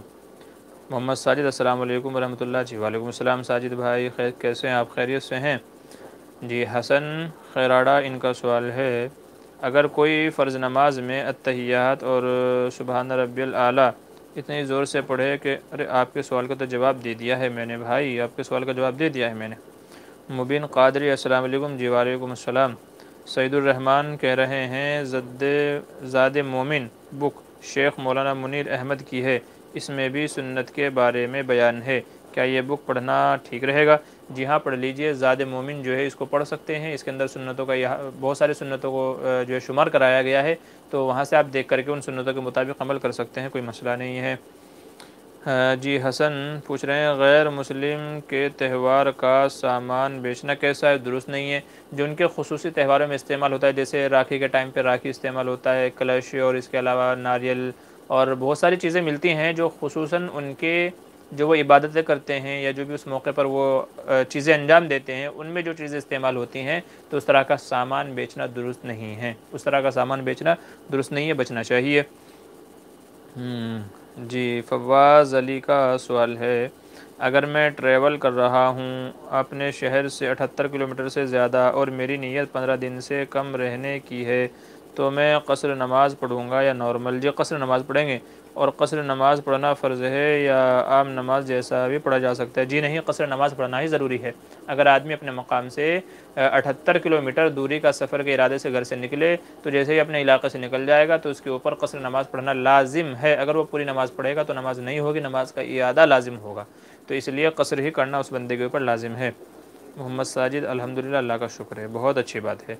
جی مبین قادری کا سوال ہے، فرض نماز کی تیسری اور چوتھی رکعت میں سورہ فاتحہ واجب ہے کیا؟ جی نہیں، واجب نہیں ہے، اور اگر کوئی نہیں پڑھے تو نماز ہو جائے گی؟ جی ہاں نماز ہو جائے گی۔ تو اگر کسی نے سورہ فاتحہ نہیں پڑھی یا صرف سورہ فاتحہ پڑھی ہے تو بھی اس کی نماز ہو جائے گی، کوئی مذائقہ نہیں ہے۔ فرض واجب نہیں ہے کہ جس کی وجہ سے نماز میں کمی اور کوتاہی آئے۔ نیلم قاسمی کا سوال ہے، عامل جو آگے کے لائف کے بارے میں بتاتے ہیں فیوچر کے، کیا وہ صحیح ہے جبکہ غیب کا علم صرف اللہ کو ہے؟ جی جو عامل ایسا ہے تو وہ تو ڈھونگی کہلائے گا، چونکہ غیب کا علم تو اللہ کو ہے، تو جو دعویٰ کرے کہ کل کو کیا ہوگا میں یہ بتا سکتا ہوں، تو ایسے شخص کے پاس نہیں جانا چاہیے۔ بعض حدیث میں فرمایا گیا، من اتا عرافا فسألہ عن شیء، کہ جو آدمی کسی عراف یعنی وہی کاہن، نجومی جسے کہا جاتا ہے، جو غیب کے حال، جو غیب کی خبریں بتائیں کل کیا ہوگا کیا نہیں ہوگا، تو جو کسی ایسے کاہن کے پاس جائے، جادوگر کے پاس جائے، تو فرمایا کہ اللہ تبارک و تعالیٰ اس کے 40 دن کی نمازیں قبول نہیں فرماتا، تو ایسے شخصوں کے پاس نہیں جانا چاہیے جو اس طرح کے دعوے کرتے ہوں، تو وہ ڈھونگی ہے، جھوٹے ہیں، چونکہ غیب کا علم صرف اللہ کو ہے۔ جی اسکیری، سلام حضرت۔ جی وعلیکم السلام۔ گھر درود، آیت کریمہ، سلام، نعت خوانی کی محفل کروا سکتے ہیں کیا؟ جی گھر میں نعتیہ پروگرام کوئی منعقد کرنا اور اسی طریقے سے جو شعر و شاعری جو جائز کے اندر آتی ہو، تو اس طریقے سے اس کی تو اجازت ہے، باقی خاص کر جو لوگ گھروں میں بلا کر کے بچوں سے، مدرسے کے بچوں سے درود پڑھواتے ہیں اور وہ مدینے کی طرف رخ کر کے ہاتھ باندھ کر کے الصلاۃ والسلام علیک یا رسول اللہ یا اس طرح کی چیزیں پڑھتے ہیں، تو اس عمل سے بچنا چاہیے، یہ عمل درست نہیں ہے۔ جی نعت خوانی ہے باقی، تو نعت درود وغیرہ اس کی اجازت ہے، لیکن اس طریقے سے جو کرواتے ہیں نا کہ مدینے کی طرف رخ کر کے پھر ہاتھ باندھ کر کے زور زور سے درود پڑھا جاتا ہے، اگربتی لگائی جاتی ہیں، کھانا مٹھائیاں وغیرہ سامنے رکھا جاتا ہے، تو یہ عمل درست نہیں ہے۔ باقی نعت خوانی وغیرہ کا مقابلہ کرنا، گھر میں انعقاد کرنا درست ہے، کوئی مذائقہ نہیں ہے۔ جی حسن کھراڑا سوال ہے، دو خطبوں کے درمیان میں ہاتھ اٹھا کر دعا مانگنا کیسا ہے؟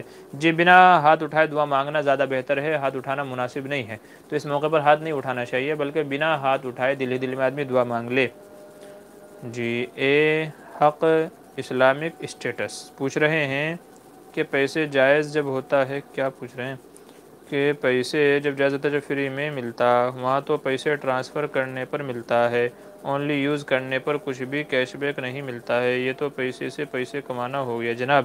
نہیں بھائی ایسا نہیں ہے، یہ ایسا ہی ہو گیا جیسے آپ جو ہے کسی دکاندار سے کہیں کہ آپ ایک کام کریں، میرا ایک کام کر دیں، تو دکاندار کہ ٹھیک ہے اگر آپ میرے پاس آتے ہیں تو چونکہ آپ جو ہے میرے ذریعے سے کام کروا رہے ہیں تو میں اس کا آپ کو انعام بھی دوں گا، تو ظاہر سی بات ہے کہ ہمارا انعام لینا جائز ہے، یہ پیسے سے پیسے کمانا نہیں ہوا، ظاہر سی بات ہے وہ آپ کو اسی لیے دے رہا ہے کہ آپ نے اس کے ذریعے سے ٹرانزیکشن کیا ہے، کسی دوسرے کو دیا ہے تو ان کا ایپ کا استعمال ہو رہا ہے، اس کی ریٹنگ بڑھ رہی ہے اور بہت سارے ان کو فائدے حاصل ہوتے ہیں، تو اس وجہ سے وہ لوگ کیش بیک دیتے ہیں آپ کو۔ تو بہرحال آپ فتاویٰ اٹھا کر کے دیکھ لیجیے گا، اس کی علماء نے اجازت دی ہے کیش بیک کی، اور ایک مسئلہ بھی ہے ہمارا تفصیلی ویڈیو کہ پے ٹی ایم، فون پے، گوگل پے وغیرہ سے جو کیش بیک ملتا ہے اس کے استعمال کی اجازت ہے، تو مزید تفصیل آپ وہاں دیکھ لیجیے گا انشاءاللہ، شاید 8-10 منٹ کی ویڈیو رہی ہوگی وہ، تو اب مزید تفصیل آپ وہاں دیکھ لیجیے گا۔ جی سید احمد الہندی السلام علیکم ورحمۃ اللہ وبرکاتہ۔ مفتی صاحب ایک صاحب اپنے بچے کو عمرہ کو لے گئے تھے، سر کے بال وہیں نکالے تھے اور نیت کیے تھے کہ دوبارہ عمرے کو اگر بچہ کو وہی بال نکالے گے، لیکن جا نہیں سکے، کیا بال یہیں نکال سکتے ہیں؟ جی ظاہر سی بات ہے اس میں تو کوئی حرج نہیں ہے، اگر آدمی کوئی وہاں جا کر کے نیت کر لے اور پھر یہ کہے کہ اب دوبارہ عمرے پہ آؤں گا تبھی بچے کے بال نکالوں گا، تو یہ کوئی، چونکہ نیت جو معتبر ہوتی ہے، نظر یا منت ماننا تو وہ عبادات کی ہوتی ہے، ایسی عبادات جس کی اجازت ہو، اور یہ جو منت مانی ہے کہ یہیں آ کر کے جو ہے وہ نکالوں گا، بال نکالوں گا، تو یہ منت وہ نہیں ہے کہ جس کا شریعت نے حکم دیا ہو یا جس کے اوپر نیت کے احکام لاگو ہوتے ہوں، تو اس لیے اگر وہاں نہیں جا سکے ہیں یا جانا متعذر ہو گیا ہے، مشکل ہو گیا ہے، تو کوئی بات نہیں ہے، بچے کے بال کٹائے جا سکتے ہیں، کوئی حرج نہیں ہے اس سلسلے میں۔ مبین قادری جزاک اللہ، جی شکریہ۔ فواز علی کا سوال ہے، اگر میں کیا کہہ رہے ہیں، اگر میں مکہ کے کیا جھاڑو کیا ہے جا رہا ہوں 1 ویک کے لیے، تب بھی قصر پڑھی جائے گی، اور امام کے پیچھے قصر پڑھنے کا طریقہ کیا ہے؟ جی قصر نماز امام کے پیچھے نہیں ہوگی، بلکہ جب آدمی اپنی انفرادی نماز پڑھے گا تب قصر کرے گا، تو آدمی کہیں بھی جائے، اگر وہ اپنے وطن سے 78 کلومیٹر دور، اپنے گاؤں شہر سے 78 کلومیٹر دور جاتا ہے، تو پھر اس کے ذمہ قصر لازم ہے، جبکہ وہ اکیلا نماز پڑھے، لیکن اگر کہیں پر اس کو جماعت کی نماز مل جاتی ہے تو پھر جماعت کی پوری ہی نماز پڑھے گا، پھر امام صاحب کے پیچھے پوری نماز پڑھے گا، اب اس کے اندر قصر نہیں کرے گا، امام صاحب کے پیچھے پوری نماز ہے، یہ مسئلہ اچھے سے سمجھ لیجئے گا۔ جی فون پر کے پیسے جیسے کیوں، کیا کہہ رہے ہیں، فون پر کے پیسے جیسے کیوں، سوال سمجھ میں نہیں آیا، دوبارہ پوچھ لیجئے۔ سید احمد الہندی کہہ رہے ہیں، مولانا صاحب وہ روایت کہاں ہے کاہن کے پاس جانے سے 40 دن کی نماز نہیں ہوگی؟ جی ابھی تو میرے ذہن میں نہیں ہے، لیکن آپ اس کا سرچ کیجئے گا، اس کے الفاظ یہ ہیں، من اتا عرافا فسألہ عن شیء لم تقبل صلاته 40 یوما، یہ حدیث کے الفاظ ہیں، اب کون سی کتاب میں ہے یہ مجھے ذہن میں نہیں ہے، لیکن آپ اگر یہ گوگل پہ یہ الفاظ ڈالیں گے انشاءاللہ تو حدیث کا حوالہ آپ کو مل جائے گا، یہ الفاظ ہیں۔ جی حسن خراڑا پوچھ رہے ہیں، فرض نماز کی تیسری اور چوتھی رکعت میں سورہ فاتحہ پڑھنا کیسا ہے، ضروری ہے؟ اور میں نے اس کا سوال کا جواب دے دیا، آپ ڈبل سوال پوچھ رہے ہیں۔ جی ضروری نہیں ہے، کوئی اگر نہیں پڑھے گا تو بھی اس کی نماز ہو جائے گی، میں سوال کا جواب دے چکا ہوں۔ مہک خان، ماذا کا کیا مطلب ہے؟ جی اگر عربی میں بولیں گے ماذا کے معنی ہو جائے گا کیا اور کس لیے، لماذا کس لیے، لماذا تو ماذا میم الف زبر ما اور زال الف زبر زا، اگر عربی میں بولیں گے لفظ تو ماذا کا مطلب ہو جائے گا کیا یا کس لیے، لماذا لم تفعل، آپ نے یہ کام کیوں نہیں کیا، یا کس لیے نہیں کیا، یہ مطلب ہو جائے گا لماذا لم تفعل، آپ نے یہ کام کیوں نہیں کیا، تو ماذا کا مطلب ہو جاتا ہے کیا، کس لیے، کیسے۔ فواز علی کا سوال ہے، حضرت سورہ فاتحہ کے بعد تھوڑا وقفہ ہو جائے تو کیا سجدہ سہو واجب ہوتا ہے؟ جی اگر جان بوجھ کر کے 3 تسبیح پڑھنے کے بقدر اگر آدمی رک جائے، 3 تسبیح پڑھنے کے بقدر اگر رک جاتا ہے تو پھر اس کے ذمہ سجدہ سہو لازم ہو جائے گا، چونکہ سورہ فاتحہ کے معاً بعد فوراً بعد دوسری سورت کا شروع کرنا یہ بھی واجبات نماز میں سے ہے، اور ظاہر ہے کہ اس میں تاخیر اگر ہو جاتی ہے تو سجدہ سہو لازم ہو جائے گا۔ عبد المتین کا سوال ہے، رمضان کا روزہ غیر رمضان میں کس طرح ادا کی جائے گی؟ کیا کہہ رہے ہیں، قرآن و حدیث کی روشنی میں بتائیں۔ جی اگر رمضان کا روزہ چھوٹ گیا تھا، رمضان کا روزہ غیر رمضان میں، جی بالکل، اگر بعد میں آدمی رکھ رہا ہے تو نیت کر لے کہ فلاں رمضان کا فلاں روزہ جو میرا چھوٹ گیا تھا میں اس کو ادا کرنے کی نیت کرتا ہوں، اس طریقے سے نیت کر لیجئے، سحری کھا لیجئے، جو ہے اگر سحری نہیں بھی کھائیں گے تو بھی روزہ ہو جائے گا بہرحال، چونکہ روزہ تو اللہ کی رضا کے واسطے سورج اشراق صبح صادق سے لے کر کے غروب آفتاب تک بھوکا پیاسا رہنے کا نام ہے، تو اللہ کی رضا کے لیے کھانے پینے سے رک جانا اس کا نام روزہ ہے۔ تو سحری کر لیں تو بڑی اچھی بات ہے، اگر سحری نہیں کی ہے تو بھی روزہ ہو جائے گا، بہرحال نیت کر لیں کہ میں رمضان کے قضا روزے کی نیت کرتا ہوں، بس اتنی نیت کرنے سے اور کھانا پینا چھوڑ دینے سے آپ کا روزہ ادا ہو جائے گا نارمل۔ جیسے ہم لوگ جیسے عاشورہ کا روزہ رکھتے ہیں یا تو اور دوسرے مہینوں کے روزہ رکھتے ہیں، تو اس طریقے سے ہر مہینے کے جو ہے 13، 14، 15 کا روزہ رکھتے ہیں، تو اسی طریقے سے جس روزے میں آپ رمضان کے قضا کی نیت کر لیں گے تو وہ رمضان کا ہو جائے گا۔ کیا عورتوں پر قصر ہے؟ جی ہاں، عورتوں پر بھی قصر نماز ہے، ان کے ذمہ بھی لازم ہے۔ آیت جہاد کو تبلیغ پر منطبق کرنا کیسا ہے شرعاً؟ جی وہ آیتیں جو بالخصوص اسی تعلق سے ہیں تو ان کو کسی دوسری جگہ فٹ کرنا جائز نہیں ہے، لیکن وہ آیتیں کہ جن کو علماء نے دوسری جگہوں پر بھی فٹ کیا ہے تو ان کی اجازت ہے، گنجائش ہے کہ ان سے وہ مفہوم اور معنی مراد لیا جا سکتا ہے۔ کچھ خاص اور مخصوص آیتیں ہیں کہ جن کا صرف مطلب وہی نکلتا ہے تو ان کو کہیں اور فٹ کرنا درست نہیں ہے۔ شیخ یونس جونپوری رحمۃ اللہ علیہ نے اس سلسلے میں ایک کتاب لکھی ہے اور اس میں اس مسئلے کو بڑی وضاحت کے ساتھ لکھا ہے۔ استاد محترم مفتی سعید احمد صاحب پالنپوری دامت رحمۃ اللہ علیہ، اللہ ان کے قبر کو نور سے منور فرمائے، تو انہوں نے بھی اس سلسلے میں کافی وضاحتیں کی ہیں، ان کے بیانات انٹرنیٹ پر موجود ہیں، انشاءاللہ آپ وہاں دیکھ لیجئے گا۔ جی یہ کووڈ کے ویکسین بنایا جا رہا ہے، مائکروسافٹ کا مالک بل گیٹس کا بیان جاری ہوا کہ ان کا یہ کیا ہے مناسبہ ہے، یہ کیا ہے منصوبہ ہے کہ اس ویکسین کے ذریعے دنیا کے پاپولیشن کو کنٹرول کیا جائے، تو ہم لوگ کیسے بچیں؟ جی دیکھیے میں نے سنا ہے کہ اس میں کچھ اس طرح کی، ایک تو اس کی پاکی اور ناپاکی کا مسئلہ ہے۔ کرونا ویکسین میں جیلیٹن استعمال ہوتا ہے جو سور، خنزیر وغیرہ کی چربی سے تیار کیا جا رہا ہے، تو ایک مسئلہ تو اس کی پاکی اور ناپاکی کا ہے۔ تو پاکی اور ناپاکی کا مسئلہ یہ ہے کہ چونکہ جیلیٹن وغیرہ کو اس کی ماہیت تبدیل کر کے کئی سارے ان سے آپریشن وغیرہ سے گزار کر کے پھر اس کو اس ویکسین کے اندر شامل کیا جاتا ہے، تو چونکہ ماہیت بدل گئی، حیات بدل گئی، تو اس لیے اس کی اجازت علماء نے دی ہے۔ تو اگر اس کی ماہیت بدل جاتی ہے پھر جیلیٹن وغیرہ اس میں استعمال کیا جاتا ہے تو بہرحال وہ پاک ہو جائے گی اور اس کا استعمال جائز ہو جائے گا۔ رہ گئی بات یہ کہ کیسے اس سے بچا جا سکتا ہے، چونکہ اسے سننے میں آ رہا ہے کہ اس کے ذریعے سے دماغوں پر قابو اور کنٹرول کیا جا سکتا ہے، تو ظاہر ہے کہ جہاں یہ چیز اختیاری ہے کہ آپ کی مرضی ہے آپ لگوائیں یا نہ لگوائیں، تو پھر وہاں آپ استعمال سے بچ سکتے ہیں، آپ کہ بھائی ہمیں ضرورت نہیں ہے ہم اس کو نہیں لگوائیں گے۔ لیکن جہاں یہ جبری ہے، آپ چاہ کر بھی نہیں بچ سکتے، تو ظاہر سی بات ہے کہ پھر اس سے بچنے کا کوئی راستہ نہیں ہے، تو پھر یہ ہے لگوا لیجئے، ساتھ میں بسم اللہ پڑھ لیجئے، اللہ باقی اللہ کافی اللہ شافی، اللہ باقی اللہ کافی اللہ شافی، یہ دعا پڑھ کر کے پھر آپ انشاءاللہ یہ ٹیکہ لگوا لیجئے گا جہاں پر جبری لگوایا جا رہا ہو، تو امید ہے انشاءاللہ کہ اس کا جو سائیڈ ایفیکٹ ہوگا اللہ تبارک و تعالیٰ اس کو ختم فرما دیں گے۔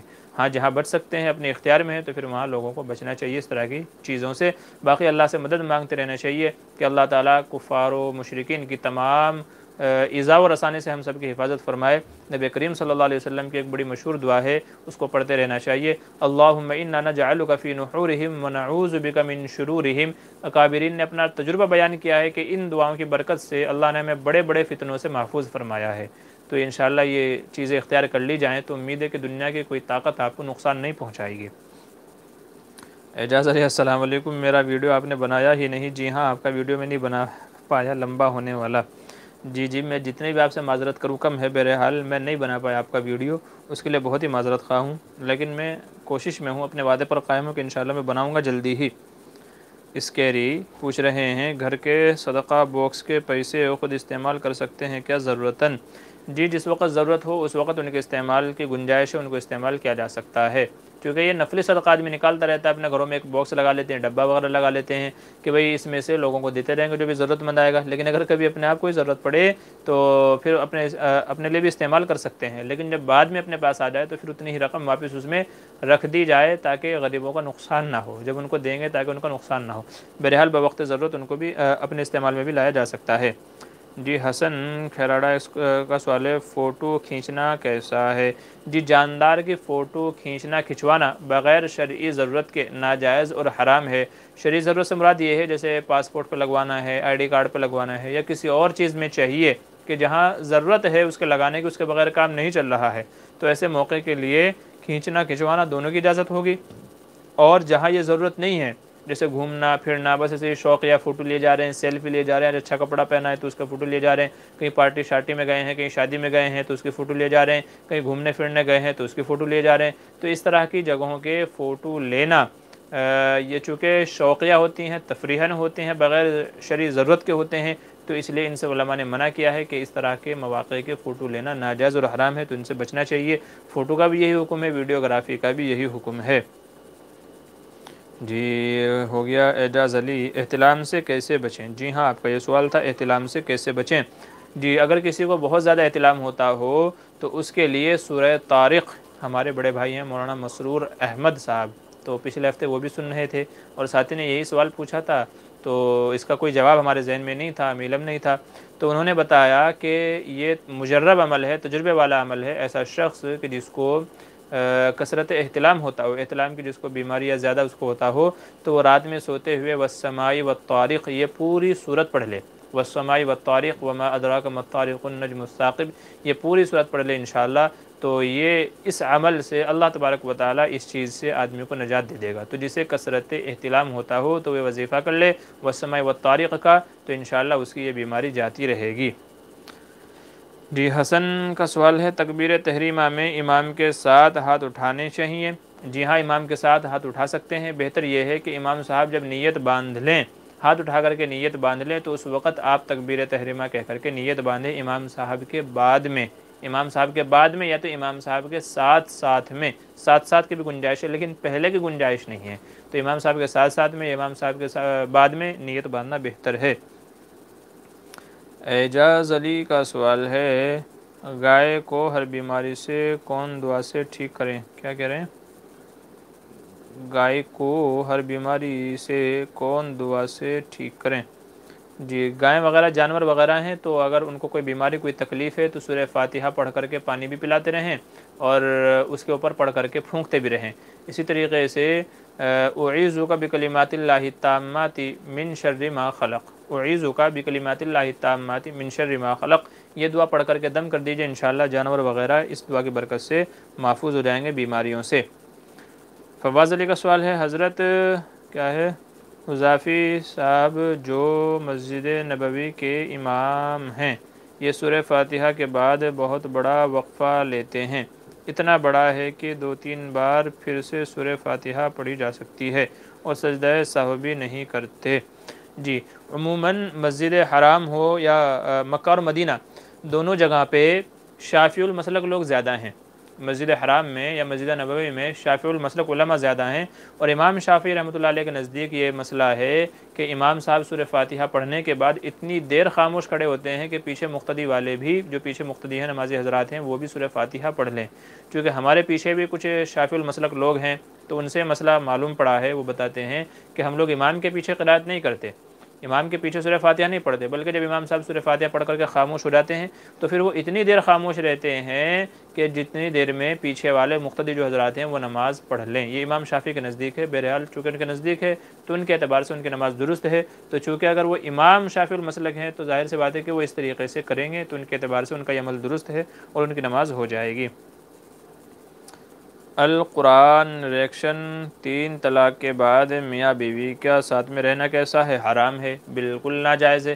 جب 3 طلاق دے دی، بیوی نکاح سے نکل گئی تو وہ اجنبیہ عورت ہو گئی، تو جب وہ اجنبیہ ہو گئی تو اجنبیہ کے ساتھ میں رہنا یا اس کے ساتھ میں کوئی اور معاملہ کرنا، یہ تمام چیزیں ناجائز اور حرام کے زمرے میں آئیں گی، تو اس لیے جیسے ہی طلاق دی بیوی فوراً علیحدہ ہو جائے، علیحدہ رہ کر کے عدت گزارے، اور عدت کے بعد کہیں اور اپنے رہنے سہنے کا انتظام کرے، اپنے ماں باپ کے یہاں جائے، بھائی بہنوں کے یہاں جائے، یا تو اس کی اولاد بڑی ہے تو اپنی اولاد کے پاس رہے، لیکن شوہر سے تعلق رہنا یا اسی گھر میں رہنا اس کے لیے جائز نہیں ہے۔ لیکن اگر اس کے پاس کوئی ایسا گھر نہیں ہے کہ وہ جہاں جا نہ سکتی ہو اس گھر کے علاوہ، اور شوہر کو بھی رہنے میں کوئی دقت نہیں ہے کہ وہ اسی گھر میں رہے، تو پھر علماء یہ کہتے ہیں کہ پھر احتیاط کے ساتھ میں رہے، بیچ میں پردہ وغیرہ کوئی ایسی دیوار قائم کر دے، کوئی ایسی آڑ قائم کر دے کہ جس سے میاں بیوی جو پہلے تھے، جو میاں بیوی تھے، ان کا آپس میں بول چال نہ ہو، یا آپس میں ایک دوسرے کو دیکھنا دکھانا نہ ہو، یا کوئی ایسی چیز نہ ہو کہ جس سے وہ حرام کاری کے اندر ملوث ہو جائیں۔ تو چونکہ 3 طلاق کے بعد نکاح بالکل یا ختم ہو جاتا ہے، اب نکاح کی کوئی شکل نہیں ہے، تو اس لیے میاں بیوی کا اب ساتھ میں رہنا شرعاً جائز نہیں ہے، جو ایسا کرتے ہیں تو وہ حرام عمل کرتے ہیں۔ جی القرآن ریئیکشن، آپ درس نظامیہ کی کتابوں کے نام بتائیں، آپ لگتا ہے شاید میرے امتحان لینے پہ تلے ہوئے ہیں۔ دیکھیے عالم کورس کے تقریباً 8 سال ہیں، 8 سال ہیں، تو ہر سال میں الگ الگ کتابیں پڑھائی جاتی ہیں۔ جیسے قافیہ کے اندر قافیہ پڑھائی جاتی ہے، چونکہ وہ اسی نام سے مشہور ہے۔ اس کے علاوہ القراۃ الواضحہ، القراۃ الراشدہ، معلم الانشاء، اس طرح کی اور بہت ساری کتابیں پڑھائی جاتی ہیں۔ علم نحو کی کتابیں پڑھائی جاتی ہیں۔ اس کے علاوہ آگے شرح جامی ہے تو شرح جامی پڑھائی جاتی ہے، حسامی وغیرہ پڑھی جاتی ہے، پھر جلالین ہے، مختصر المعانی ہے، قدوری وغیرہ ہیں، تو یہ کتابیں پڑھائی جاتی ہیں۔ اسی طریقے سے پھر آگے آپ جب سال آخر جو آتا ہے بخاری کا، تو اس میں صحاح ستہ پڑھائی جاتی ہیں۔ ان کے علاوہ موطا مالک، موطا امام محمد، طحاوی شریف وغیرہ کتابیں پڑھائی جاتی ہیں۔ تو درس نظامی کا یہ 8 سال کا وقفہ ہے، اور ہر سال کی کتابیں علیحدہ علیحدہ ہیں، اس کا ایک الگ سلیبس ہے۔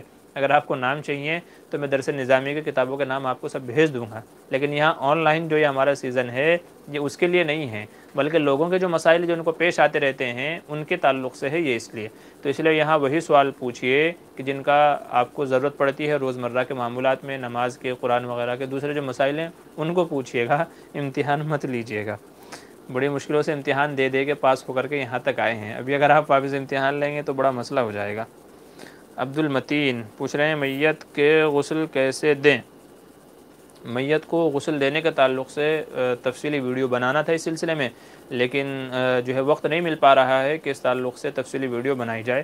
مختصراً میں عرض کر دیتا ہوں کہ میت کو غسل دینے کا طریقہ یہ ہے کہ سب سے پہلے اس کو وضو کرایا جائے، روئی کا ایک پھایا لے لیا جائے، روئی کا ایک پھایا لے کر کے سب سے پہلے اس کے ہاتھ دھلائے جائیں، جیسے وضو میں ہاتھ دھلتے ہیں، ہاتھ دھلایا جائے، ہاتھ دھلانے کے بعد کلی کرتے ہیں، پھر ناک میں پانی ڈالتے ہیں۔ تو اس کا طریقہ یہ ہے ایک روئی کا پھایا لے کر کے پانی میں بھگا کر کے اس کے دانتوں پر اچھے سے رگڑ دیا جائے، پھر ناک کے اندر بھی ایک پھایا لے کر کے اس کو تھوڑا لمبا بنا کر کے ناک میں دونوں طرف گھسا دیا جائے۔ تو یہ عمل 3 بار کیا جائے جو کلی کرنے کا قائم مقام ہو جائے گا۔ اس کے بعد چہرہ دھلتے ہیں تو میت کے چہرے کو اچھے طریقے سے دھل دیا جائے، اس کی داڑھی کے اوپر ہاتھ وغیرہ پھیر دیا جائے، اور پھر اس کے بعد دونوں ہاتھ کوہنے سے بھی دھوئے جاتے ہیں تو کوہنے تک جو ہے اس کے ہاتھ دھل دیے جائیں۔ پھر چونکہ سر کا مسح کیا جاتا ہے تو یہاں میت کا پورا سر دھو دیا جائے تو بھی اچھا ہے، اگر مسح کر دیں گے تو بھی ٹھیک ہے، لیکن اگر پورے سر کے اوپر پانی بہا دیں گے تو اور زیادہ بہتر ہے۔ تو میت کے سر کے اوپر پانی بہا دیا جائے مسح کے لیے، اور پھر اس کے بعد پیروں کو دھل دیا جائے۔ یاد رہے کہ خلال کرنا نہ بھولیں، ہاتھوں کی انگلیوں میں بھی، پیروں کی انگلیوں میں بھی خلال بھی کر دیا جائے میت کے، تو یہ اس کا وضو مکمل ہو گیا ہے۔ جیسے ہم لوگ نہانے سے پہلے وضو کرتے ہیں تو ایسے ہی پہلے اس کو وضو کرا دیا جائے، پھر اس کے بعد اس کو غسل کرایا جائے۔ غسل کا طریقہ یہ ہے کہ اولاً 3 بار سر کے اوپر پانی ڈالا جائے، صابن وغیرہ کچھ لگا کر کے پہلے سر کو دھلا جائے، پھر دائیں کندھے پر، پھر بائیں کندھے کے اوپر، اس طریقے سے۔ پھر اس کے بعد جو اس کا اوپری جسم کا حصہ ہے تو اوپر کے جسم کے حصے پر پیروں تک کے پانی بہایا جائے، تو پیروں تک کے پانی بہایا جائے 3 دفعہ، اور صابن وغیرہ لگا کر کے اچھے سے دھل دیا جائے۔ یاد رہے دستانے وغیرہ پہن لیجئے گا۔ اچھا ایک چیز اور یہاں یہ خیال کر لیجئے گا کہ وضو کرانے سے پہلے میت کو تھوڑا سا سیدھا کر دیا جائے۔ میت جو لیٹی ہوئی ہے تو اس کو تھوڑا سا سہارا دے کر کے سیدھا کر دیا جائے، اور پھر اس کے پیٹ پہ ہلکا ہلکا ہاتھ پھیرا جائے، دبایا جائے ہلکا ہلکا سا، تاکہ اگر کوئی گندگی وغیرہ نکلنی ہو تو اسی وقت نکل جائے۔ تو اگر گندگی وغیرہ نکلے تو پھر اس کو دھل دیا جائے، پھر اس کے بعد وضو کرایا جائے۔ تو یہ ایک چیز ذہن میں رکھیے گا۔ بہرحال غسل دیتے ہوئے پہلے اوپر کا حصہ دائیں طرف کا دھل دیا جائے، اور پھر جب اوپر کا حصہ پورا دھل گیا ہے صابن وغیرہ سے، پھر اس کی دائیں طرف کی جو کروٹ ہے نیچے کی سائڈ سے 2-3 بندوں کو بولو بھائی اس کو اچھے طریقے سے جو پکڑ لیجئے، تو اس کے دائیں طرف کی جو کروٹ ہے پہلے دائیں طرف کی کروٹ کو اٹھا کر کے اچھے سے صابن وغیرہ رگڑ کر کے اس کو دھل دیا جائے، اور پھر اسی طریقے سے بائیں طرف کا حصہ اوپر اٹھا کر کے دھل دیا جائے۔ تو اس طریقے سے پہلے اوپر کا حصہ، پھر نیچے کا دائیں طرف کا، پھر بائیں طرف کا، اور پھر میت کے پورے جسم پر اچھے طریقے سے پانی بہا دیا جائے۔ अगर कानों वगैरह के अंदर रुई डाल दीजिएगा और ऐसे ही नाक के अंदर भी रुई डाल दीजिएगा ताकि कानों के ज़रिए से या नाक के ज़रिए से पानी ना पहुँचे। अगर आंखें बहुत ज़्यादा खुली हुई हों तो आँखों के ऊपर भी रुई का कपड़ा रख दिया जाए, बेहतर है। तो इस तरीक़े से मैयत को नहलाया जाए, ये है मैयत को नहलाने का तरीक़ा। फिर उसके बाद में जो कफ़न वगैरह का मसला है तो फिर उसको कफना दिया जाए, जो शरई उसका तरीक़ा है उस तरीक़े से। बहरहाल इस तरीके से मुख्तसरन बता दिया है, इंशाअल्लाह तफसीली और प्रैक्टिकल करके इंशाअल्लाह फिर किसी और वीडियो में आपको बताया जाएगा। हाँ जी, सईदुर्रहमान का सवाल है, आपसे एक दरख्वास्त है कि आप तो हिंदी जानते हैं, मैं हिंदी मीडियम का हूँ, उर्दू जानता नहीं, क्या आप हिंदी और उर्दू वर्ड मीनिंग डिक्शनरी के बारे में देखकर बता सकते हैं? जी जी, मुझे तो उर्दू भी आती है, हिंदी भी आती है, तो मैं दोनों लिख भी लेता हूँ, पढ़ भी लेता हूँ, समझ भी लेता हूँ। अरबी भी आती है, इंग्लिश भी थोड़ी थोड़ी आती है। तो इसलिए जो इस तरह का वर्ड है हिंदी का या उसका, तो आप इंशाल्लाह बताइएगा, मैं आपको बता दूंगा। बाकी अभी गूगल ट्रांसलेट जो है, गूगल ट्रांसलेट, आप इसको एप्लीकेशन को डाउनलोड कर लीजिएगा। तो इसमें आप हिंदी का वर्ड लिखेंगे तो इसको हिंदी टू उर्दू कर दीजिए, हिंदी टू उर्दू। अगर आपको इसका लिंक चाहिएगा तो बाद में आप कमेंट कर दीजिएगा, मैं आपको भेज दूंगा इंशाल्लाह।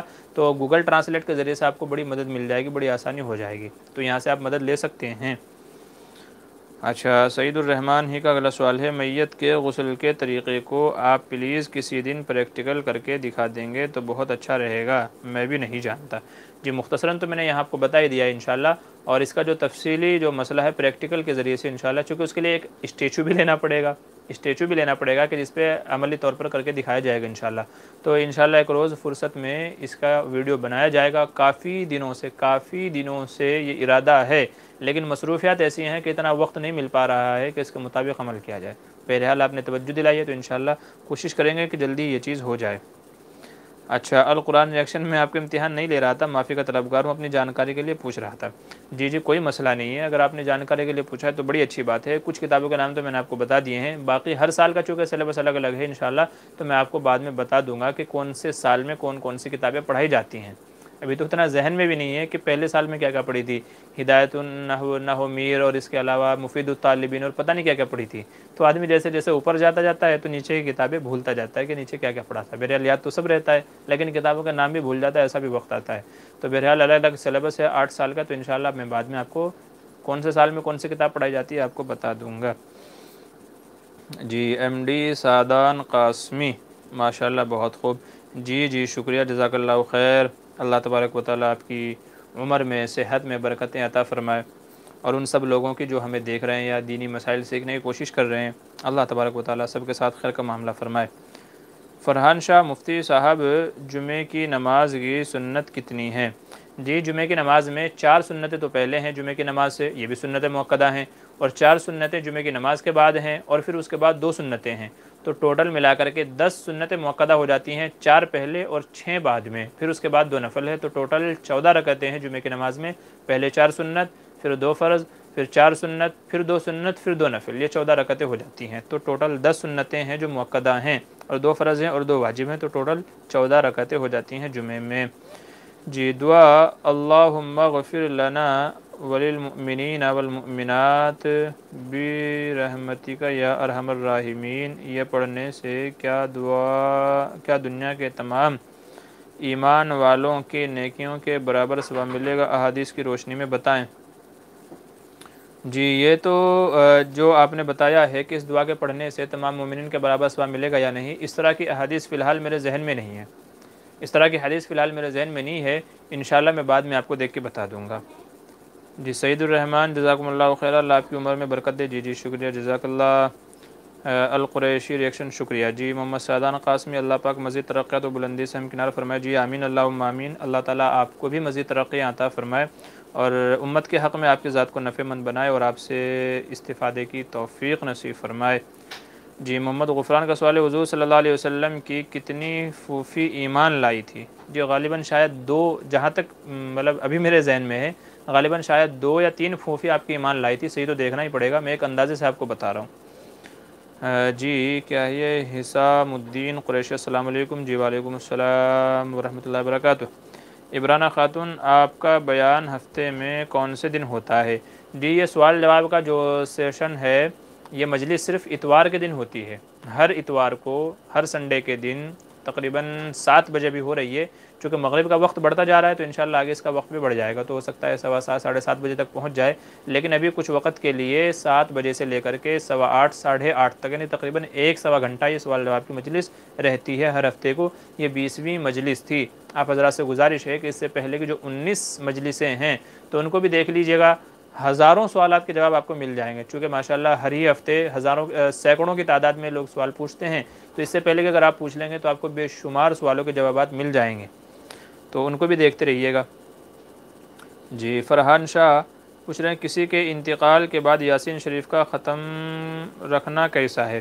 جو لوگوں کو بلا کر کے جو لوگوں کو دعوت دی جاتی ہے کہ بھئی آؤ میت کے لیے قرآن پڑھنا ہے، وہ تو درست نہیں ہے۔ ہاں گھر والے مل کر کے اگر آپس میں سورہ یاسین وغیرہ پڑھ لیا جائے، پھر اس کا ثواب میت کو پہنچا دیا جائے، تو یہ بڑا اچھا عمل ہے، بڑی اچھی بات ہے، چونکہ حدیث میں فرمایا گیا اقروا علی موتاکم یاسین، اپنے مرنے والوں کے اوپر سورہ یاسین شریف پڑھا کرو، اپنے مرنے والوں کے اوپر یاسین شریف پڑھا کرو، تو یاسین شریف کا ثواب میت کو پہنچایا جا سکتا ہے، لیکن باقاعدہ اس کے لیے پروگرام بنانا کہ 13ویں تاریخ کو آ جاؤ، 10ویں تاریخ کو آ جاؤ، 40ویں کو آ جاؤ، جسے ہمارے یہاں تیجا 40واں 10واں وغیرہ کہا جاتا ہے، تو اس طریقے سے دن متعین کر کے، تاریخ متعین کر کے، لوگوں کو بلا کر کے پھر اس کے بعد کھانا وغیرہ کا جو نظم کیا جاتا ہے، تو یہ عمل درست نہیں ہے۔ ہاں کسی بھی روز گھر والے آپس میں مل کر کے اس عمل کو کر سکتے ہیں، انشاءاللہ اس کا ثواب پہنچے گا۔ جی حسام الدین قریشی السلام علیکم۔ جی وعلیکم السلام۔ ایم ڈی دلشاد نوری ٹوپی پیشانی کے نیچے پہن کر نماز پڑھے گا تو نماز ہو جائے گی؟ جی ہاں نماز ہو جائے گی، نماز ہو جائے گی، چونکہ اصل منشا یہ ہے کہ پیشانی آدمی کی زمین پر ٹکنی چاہیے، تو اگر پیشانی زمین سے ٹچ ہو جاتی ہے تو نماز اس کی ہو جائے گی۔ تو اگر ٹوپی یہاں ہے تو ظاہر سی بات ہے کہ یہ ٹوپی کے ساتھ میں پیشانی زمین پر ٹچ ہو رہی ہے۔ ہاں اتنی موٹی ٹوپی نہ ہو یا پیشانی پوری اس طریقے سے نہ چھپ جائے، اس طریقے سے نہ ڈھک جائے کہ پیشانی کسی طریقے سے لگے ہی نہیں، تو پھر وہ تو غلط ہو جائے گا۔ ہاں باقی جیسے ابھی ہمارا یہ مما ہے، کسی نے یہاں تک پہن لیا ہے تو نماز ہو جائے گی، لیکن اگر کوئی پورا ہی یہاں تک ٹوپی پہن لیتا ہے تو پھر وہ عمل درست نہیں ہوگا، اس کو چاہیے ٹوپی پیچھے پہن کر کے زمین سے پیشانی کو ٹچ کرنا چاہیے، کیونکہ سجدے کے اندر جو آپ صلی اللہ علیہ وسلم نے ارشاد فرمایا کہ حدیث میں ہے کہ چہرے کے اندر آدمی کو پیشانی زمین پر رکھنی ہوتی ہے اور ناک زمین پر رکھنا ہوتا ہے۔ آپ صلی اللہ علیہ وسلم نے ارشاد فرمایا مجھے 7 اعضاء پر سجدہ کرنے کا حکم دیا گیا ہے، 7 اعضاء جس میں ہاتھ ہے، ناک ہے اور پیشانی ہے، دونوں گھٹنے ہیں، دونوں پیر ہیں، تو ان پر سجدہ کرنا چاہیے۔ حسام الدین قریشی کہہ رہے ہیں السلام علیکم ورحمۃ اللہ وبرکاتہ، حدود مسجد میں وضو خانہ بنانا کیسا ہے؟ جی بنایا جا سکتا ہے، حدود مسجد میں بنایا جا سکتا ہے، بہتر یہ ہے کہ باہر کی سائڈ بنایا جائے تاکہ مسجد کے اندر چھینٹے وغیرہ، یا چونکہ لوگ وضو کرتے ہوئے ناک صاف کرتے ہیں، زور زور سے کھانستے ہیں، بلغم صاف کرتے ہیں، تو تاکہ اندر جو نمازی ہیں ان کو تکلیف نہ ہو، تو اس لیے اگر باہر بنایا جائے تو زیادہ بہتر ہے، لیکن اندر بھی بنایا جا سکتا ہے۔ جی محمد غفران فرشتوں پر ایمان لانا کیسا ہے؟ جی فرشتوں پر ایمان لانا تو ضروریات دین میں سے ہے، ایمان مجمل ایمان مفصل جسے کہا جاتا ہے، آمنت باللہ و ملائکتہ و کتبہ و رسلہ، تو سب سے پہلے یہاں اللہ کے بعد کیا ہے؟ فرشتوں پر، آمنت باللہ و ملائکتہ، میں ایمان لایا اللہ پر اور اس کے فرشتوں پر، تو فرشتوں پر ایمان لانا یہ بھی ضروریات میں سے ہے۔ تو کوئی بندہ اگر یہ کہے کہ میں فرشتوں کو نہیں مانتا تو اس کے ایمان میں شک ہے، اسے اپنے ایمان کی تجدید کرنی چاہیے، تو فرشتوں پر ایمان لانا بھی ضروری ہے۔ جی آگے ہے حسام الدین قریشی، زکوٰۃ کے پیسے قرض دینا کیسا ہے؟ زکوٰۃ کے پیسے کو جتنی جلدی ممکن ہو ادا کر دینا چاہیے۔ زکوٰۃ کے پیسوں میں سے قرض اگر آپ کسی کو دے دیں گے تو ظاہر سی بات ہے کہ وہ کب لوٹ آئے گا، پھر وہ آپ کب دیں گے، آگے زکوٰۃ میں جو آپ کو دینا ہے وہ کب دیں گے اس کا پتہ نہیں ہے، تو اس میں دیر سے دیر ہوتی جائے گی، حالانکہ مسئلہ یہ ہے کہ زکوٰۃ کے پیسے جتنی جلدی مستحق تک پہنچا دیا جائے اتنا ہی بہتر ہے، تو اس لیے بہتر ہے کہ زکوٰۃ کے پیسوں میں سے قرض نہ دیا جائے، لیکن اگر آپ کے پاس اس کے علاوہ کچھ نہیں ہے اور سامنے والا بہت ضرورت مند ہے اور امید ہے کہ وہ جلدی لوٹا دے گا، تو ضرورت کی وجہ سے گنجائش ہے، بہتر وہی ہے کہ نہ دیا جائے، کہیں اور سے اس کی رہنمائی کر دی جائے کہ بھئی فلاں جگہ سے لے لو۔ اگر کوئی بے وضو ہے اس کے سامنے نبی کریم صلی اللہ علیہ وسلم کا نام ذکر کیا جائے تو کیا وہ فوراً کیا بے وضو ہونے کی حالت میں ہی درود پڑھ دے یا بعد میں بے وضو ہو کر ہی درود ادا کر سکے؟ جی نہیں ایسا نہیں ہے، دیکھیں درود شریف پڑھنے کے لیے وضو کا ہونا ضروری نہیں ہے، نماز کے لیے اور قرآن کریم کی تلاوت کے لیے وضو ضروری ہے، لیکن درود شریف پڑھنے کے لیے وضو کا ہونا ضروری نہیں ہے، اس لیے بہتر یہی ہے، اصل یہی ہے کہ جیسے ہی آپ صلی اللہ علیہ وسلم کا ذکر مبارک ہو تو فوراً درود پڑھا جائے، اور کہنا کیا ہوتا ہے صلی اللہ علیہ وسلم، صلی اللہ علیہ وسلم، یہ کہنا ہی درود شریف پڑھنا ہے، تو اس لیے بے وضو بھی درود شریف پڑھا جا سکتا ہے اور اس کا جواب بھی دیا جا سکتا ہے۔ اچھا باقی لوگوں سے گزارش ہے کبھی اور سوال نہ کریں چونکہ وقت کافی ہو گیا ہے، تو انشاءاللہ باقی لوگوں کے سوالات کا جواب اگلی بار دے دیا جائے گا، یہ 2-4 سوالات ہیں انشاءاللہ میں ان کا جواب دے دیتا ہوں۔ جی نکہت فاطمہ کا سوال ہے، السلام علیکم ورحمۃ اللہ وبرکاتہ، تیمم کا صحیح طریقہ بتائیے اور کس حالت میں یہ ضروری ہے؟ جی تیمم کا طریقہ یہ ہے کہ تیمم میں مٹی کے اوپر دونوں ہاتھ مارے جائیں، پھر ان کو تھوڑا سا جھٹک لیا جائے پورے چہرے کے اوپر، دوسری مرتبہ پھر مٹی پر ہاتھ مارے جائیں اور دونوں ہاتھوں پر کوہنیوں سمیت، جو ہے کوہنی تک کا ہمارا حصہ ہے تو دونوں ہاتھوں پر کوہنیوں سمیت اچھے طریقے سے پورا اس طریقے سے رگڑ لیا جائے۔ تو یہ تو ہے تیمم کا طریقہ، بس اس میں نہ مٹی سے کلی کرنا ہے، نہ ناک میں مٹی گھسانی ہے، نہ پیروں کو دھلنا ہے، یہ نہیں ہے۔ تیمم کا طریقہ یہ ہے کہ مٹی پر ہاتھ مار کر کے چہرے پر مل لیا جائے پہلی مرتبہ میں، دوسری مرتبہ پھر مٹی پر ہاتھ مارا جائے اور دونوں ہاتھوں پر مل لیا جائے جیسے ہم وضو میں ہاتھ دھوتے ہیں۔ تو یہ تو ہو گیا طریقہ۔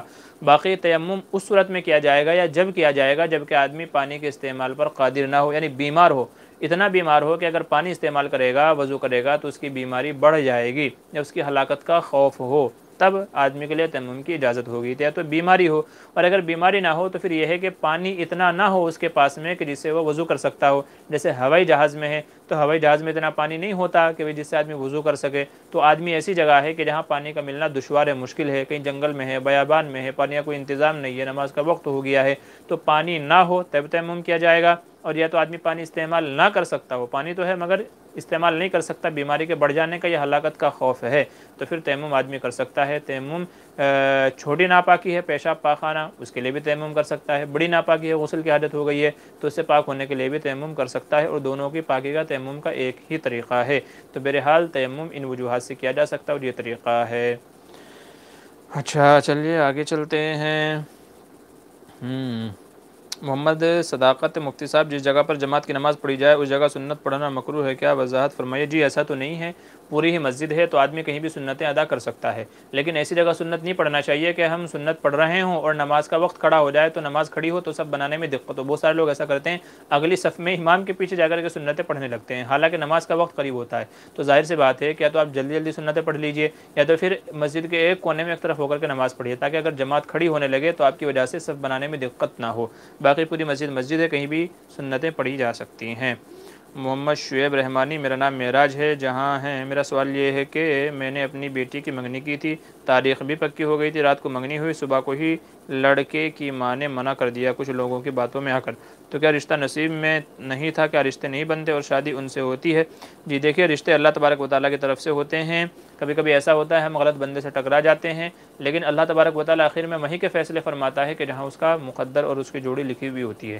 تو اس لیے اس طرح کی چیزوں سے گھبرانے کی، شرمانے کی یا پریشان ہونے کی ضرورت نہیں ہے، بلکہ یہ سمجھے کہ اللہ کا اس میں کوئی مصلحت، کوئی خیر تھی اس کے اندر جو اللہ تبارک و تعالیٰ نے یہاں سے بچا لیا، یہاں اس کا رشتہ مقدر نہیں تھا، اس لیے نئے جذبے کے ساتھ میں دوسری جگہ رشتہ تلاش کریں، انشاءاللہ اللہ اس سے بہتر آپ کو عطا فرمائے گا اور وہی جوڑا اس کا عطا فرمائے گا جو اللہ کے یہاں مقدر ہے۔ چونکہ یہ تو ہم اپنی اس سے چوائس سے، اپنی مرضی سے ڈھونڈتے ہیں کہ بھئی ہم کو یہاں نکاح کرنا ہے، لیکن اگر اللہ کا حکم ہوتا ہے تو ہی جوڑے بنتے ہیں، اگر اللہ کا حکم نہیں ہوگا تو پھر نہیں ہوگا، رشتہ نہیں ہوتا۔ ہم عموماً دیکھتے ہیں کہ ایک بچے کے، بچیوں کے 10 رشتے آتے ہیں، مگر ہوتا وہیں ہے آخر میں جہاں اللہ نے لکھا ہوتا ہے، تو اس لیے کوئی پریشانی کی بات نہیں ہے۔ اس پریشانی کا کوئی حل بھی بتائیں، ایسی پڑھائی بتائیں کہ اب اس سے بہتر اور ہماری مرضی کا رشتہ مل رہا ہے۔ ہماری مرضی کا نہیں، بلکہ رشتے میں یہ دعا مانگیں کہ اللہ جہاں خیر ہو وہ رشتہ عطا فرما، ہماری مرضی نہیں، کیونکہ آدمی کی مرضی تو ہوتی ہے مالدار ہو، اچھا ہو، لیکن اگر اس میں خیر نہ ہو تو وہی چیز آپ کے لیے پریشانی کا باعث بن جائے گی۔ تو اس لیے دعا بھی مانگنے کے ادب ہوتے ہیں، آدمی دعا یوں مانگے کہ اللہ جس میں خیر ہو وہ رشتہ عطا فرما، اب وہ چاہے جیسا بھی ہو، انشاءاللہ اللہ کی خیر رہے گی تو پوری زندگی آسانی سے گزر جائے گی۔ باقی اس چیز کے لیے سورہ مریم پڑھتے رہیں، اچھے رشتے کے لیے، بہتر رشتے کے لیے سورہ مریم پڑھتے رہیں، انشاءاللہ امید ہے کہ اللہ تعالیٰ بہتر رشتہ عطا فرمائے گا۔ اگلا سوال ہے، کیا فجر کی نماز کے وضو کے بعد چہرے پر کریم لگا کر نماز ادا کر سکتے ہیں؟ جی ہاں، لگا کر کے نماز پڑھی جا سکتی ہے، کوئی مذائقہ نہیں ہے، تیل ہو، کریم ہو، پاؤڈر ہو، جو بھی چیزیں آپ کو لگانی ہے لگا لیجئے، اس سے کوئی فرق نہیں پڑے گا۔ حسام الدین پوچھ رہے ہیں، پہلے مسجد کے صحن میں نماز ہوتی تھی، اب مسجد تھوڑی آگے بن گئی ہے کہ اس جگہ وضو خانہ بنا سکتے ہیں؟ جی ہاں، وضو خانہ بنا سکتے ہیں، بشرط یہی ہے کہ نماز وغیرہ میں اس سے کوئی تکلیف نہ ہوتی ہو، کوئی دقت نہ آتی ہو، وہ اس حدود میں نہ آتی ہو کہ جہاں نماز ہو رہی ہے یا نماز میں کسی قسم کی پریشانی دقت ہوتی ہو، تو بہرحال مسجد کے احاطے میں وضو خانہ بنایا جا سکتا ہے۔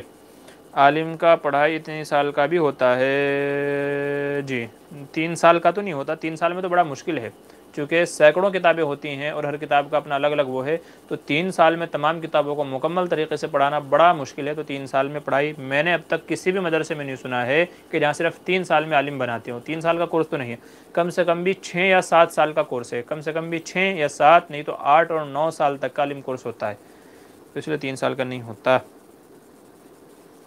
چھوٹے بچوں کو پڑھانے کا طریقہ، جی ہاں، چھوٹے بچوں کو پڑھانے کا طریقہ، جی تو آپ کسی تجربہ کار سے پوچھ لیجئے، حالانکہ چھوٹے بچے تو ہم بھی پڑھاتے ہیں، لیکن طریقہ تو یہ ہے ان کو پیار محبت سے پڑھایا جائے، ایک ایک حرف سمجھایا جائے، ایک ایک لفظ سمجھایا جائے، پہلے ان کو لفظ سمجھایا جائے کہ لفظ ایسے ہوتا ہے، اس پہ نقطہ ہوتا ہے تو یہ بنے گا، نقطہ نہیں ہے تو یہ بنے گا، اس کی شکل یہ ہے تو یہ ہے، شکل بدل جائے گی تو یہ ہوگا، ملا کر کے لکھیں گے تو ایسا ہوگا، نہیں ملا کر کے لکھیں گے تو ایسا ہوگا۔ تو اس طریقے سے چھوٹے بچوں کو الفاظ ان کے ذہن میں بٹھائیں۔ اور نمبر 2 کیا ہے کہ اس کا پروناؤنسیشن یعنی کس طریقے سے ادا ہوگا، یہ 2 چیزیں بچوں کے ذہن میں بٹھا دیں انشاءاللہ، تو بچوں کے لیے سمجھنا آسان ہو جائے گا۔ فی الحال اتنا ہی بتا سکتا ہوں۔ جی سید عائشہ شیلیہ، آپ کس مسلک کے ماننے والے ہیں؟ جی مسلک چھوڑ دیجئے، اگر آپ کو باتیں اچھی لگتی ہیں تو فالو کیجئے، اچھی نہیں لگتی ہیں تو چھوڑ دیجئے گا۔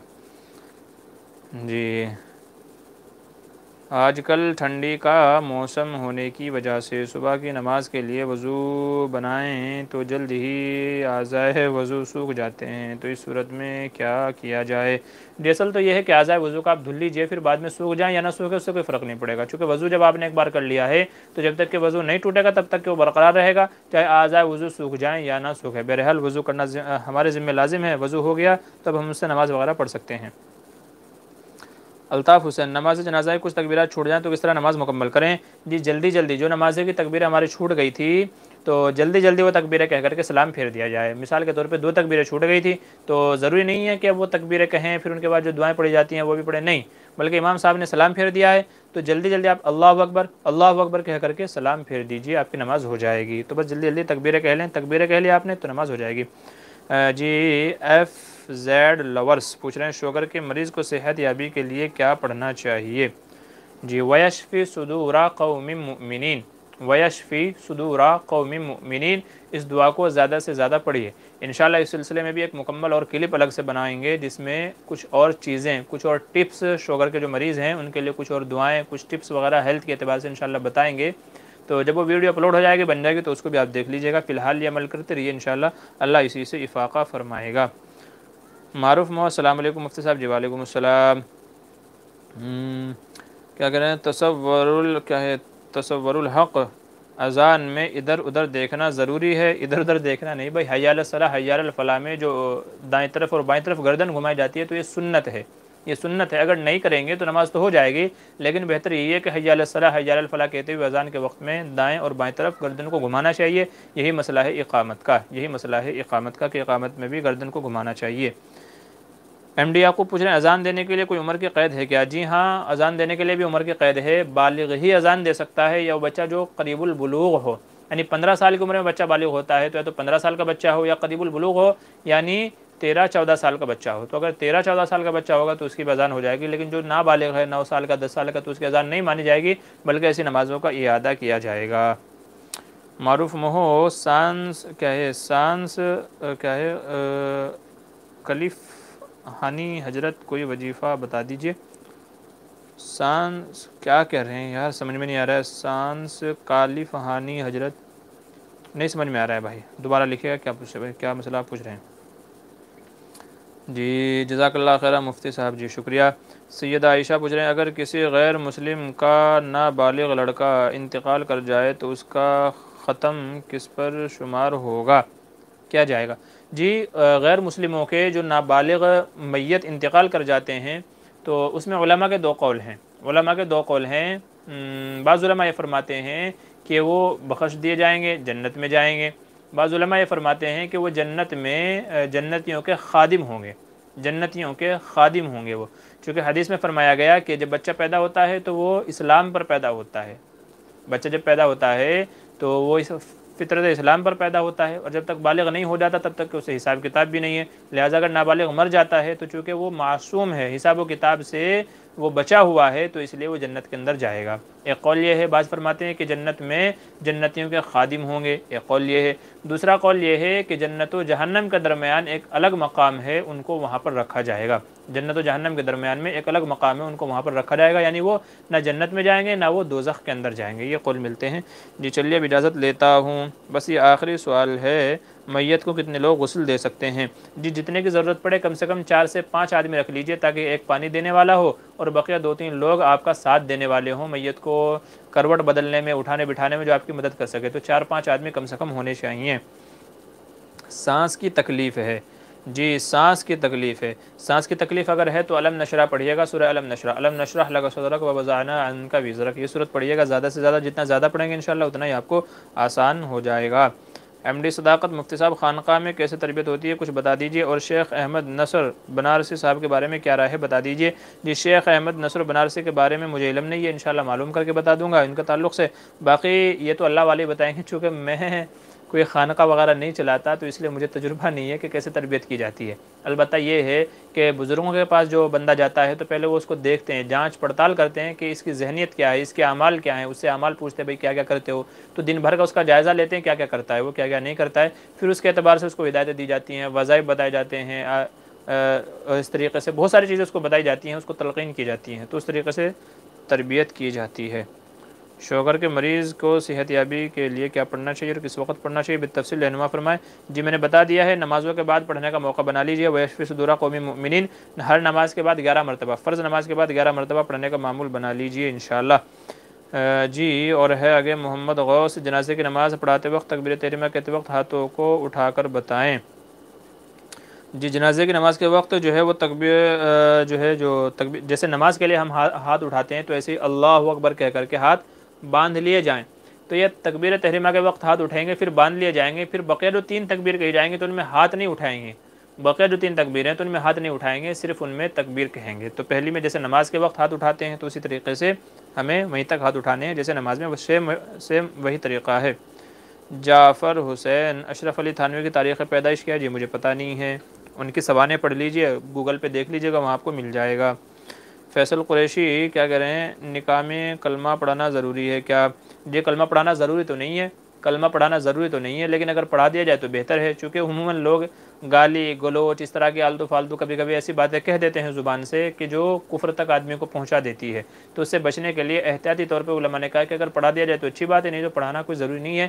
اس سلسلے میں ہماری کلپ ہے کہ دلہے کو کلمہ پڑھانا ضروری ہے یا نہیں، اور ماشاءاللہ لاکھوں سے زیادہ اس ویڈیو کے اوپر ویو آئے ہیں، لاکھوں لوگ اس کو اب تک دیکھ چکے ہیں، تو آپ بھی فائدہ اٹھائیے، مزید تفصیل وہاں دیکھ لیجئے گا۔ جب یہ چینل کبھی شروع کیا تھا تو اس وقت کی وہ ویڈیو ہے، اب سے 3 سال پہلے تقریباً وہ ویڈیو ہے، آپ دیکھ لیجئے گا انشاءاللہ۔ جی کیا کہہ رہے ہیں محمد عالم، لائف انشورنس کرانا جائز ہے؟ نہیں جی لائف انشورنس کرانا جائز نہیں ہے، اس کی اجازت نہیں ہے، علماء نے منع کیا ہے۔ محمد Nadeem, good talking about Islam, جی شکریہ جزاک اللہ، تھینکس ٹو المائٹی، اچھی جاب کے لیے کوئی اچھا عمل بتائیے۔ جی اچھی جاب کے لیے اور اچھا عمل کرنے کے لیے آپ ایک تو والضحیٰ واللیل اذا سجا، یہ سورت پڑھتے رہیے، والضحیٰ واللیل اذا سجا، اور ایک سورہ قریش لإیلاف قریش، روزانہ کم سے کم ان کو 10 مرتبہ، دونوں سورتوں کو روزانہ کم سے کم 10 مرتبہ پڑھتے رہیے انشاءاللہ۔ اور سورہ تغابن، سورہ تغابن 28ویں پارے کے اندر جو ہے اس کو بھی پڑھیے، وہ بھی سلسلے کے اندر بہت زیادہ خیر و برکت کا باعث ہے، اور اسی کے ساتھ ساتھ میں استغفار، استغفر اللہ ربی من کل ذنب واتوب الیہ، تو یہ 3-4 چیز آپ کر لیجئے انشاءاللہ، اللہ تعالیٰ آپ کو اتنا رزق اور روزی عطا فرمائیں گے کہ شاید آپ سنبھال بھی نہ پائیں۔ تو یہ تجربہ ہے، جن لوگوں کو بتایا ہے ان کو فائدہ ہوا ہے، تو آپ بھی اس کو خود بھی پڑھیے، اور جو لوگ اس سلسلے میں پریشان ہیں ان کو بھی بتائیے، تو یہ 3-4 عمل کر لیجئے گا انشاءاللہ، تو اس سے آپ کے تمام مسئلے حل ہو جائیں گے۔ جی کیا کہہ رہے ہیں سلمان فارسی، جناب داڑھی رکھنا سنت ہے یا فرض ہے؟ جی سنت ہے، لیکن سنت مؤکدہ ہے، جسے ہم دوسرے الفاظ میں کہتے ہیں کہ سنت بمعنی واجب، تو داڑھی رکھنا واجب ہے اور اسلامی شعار میں سے ہے، تو جو اس کو کٹائے گا نہیں رکھے گا وہ گنہگار ہوگا، تو داڑھی رکھنا واجب ہے۔ داڑھی رکھنا کیا ہے؟ واجب ہے، کٹانا جائز نہیں ہے، اور یہ گناہ ایسا ہے کہ سوتے اٹھتے بیٹھتے کھاتے پیتے آدمی کو اس کا گناہ ملتا رہتا ہے، تو اس لیے نہیں کٹانی چاہیے۔ نکھت فاطمہ کہتے ہیں میرے بیک سائیڈ میں آپریشن ہوا ہے، ورک سے چل تو لیتی ہوں، اچھا کیا वॉकर से चल तो लेती हूँ पर हाथ छोड़कर वज़ू नहीं कर सकती, क्या ऐसे में तयम्मुम जायज़ है? जी अगर कोई दूसरा बंदा है, कोई घर में ऐसा शख्स है जो आपको वज़ू करा सकता है, तो फिर आपके लिए वज़ू ही करना ज़रूरी है। तो आप कोशिश करें कुर्सी पर बैठ कर के वज़ू कर लें, या तो कोई और किसी और दूसरे से मदद ले लें, तो उस तरीक़े से आप वज़ू कर लें, वज़ू करना ही बेहतर है। सैयद अहमद अलिंदी, नाबालिग बच्चे के अज़ान पर अज़ान लौटाएगी या नमाज को? नाबालिग बच्चे के अज़ान पर अज़ान लौटाई जाएगी, नमाज नहीं लौटाई जाएगी। अगर बाद में मालूम पड़ा अज़ान होने नमाज होने के बाद अगर मालूम पड़ा कि नाबालिग बच्चे ने अज़ान दी थी, तो नमाज नहीं लौटाई जाएगी। हाँ, अगर नमाज से पहले पता चल जाए कि अज़ान नाबालिग ने पढ़ी है, तो फिर सिर्फ अज़ान का इयादा किया जाएगा, नमाज का नहीं। नमाज के जनाजे में सलाम फेरते वक्त हाथ छोड़ना चाहिए या नहीं? आदिल नदवी का सवाल है।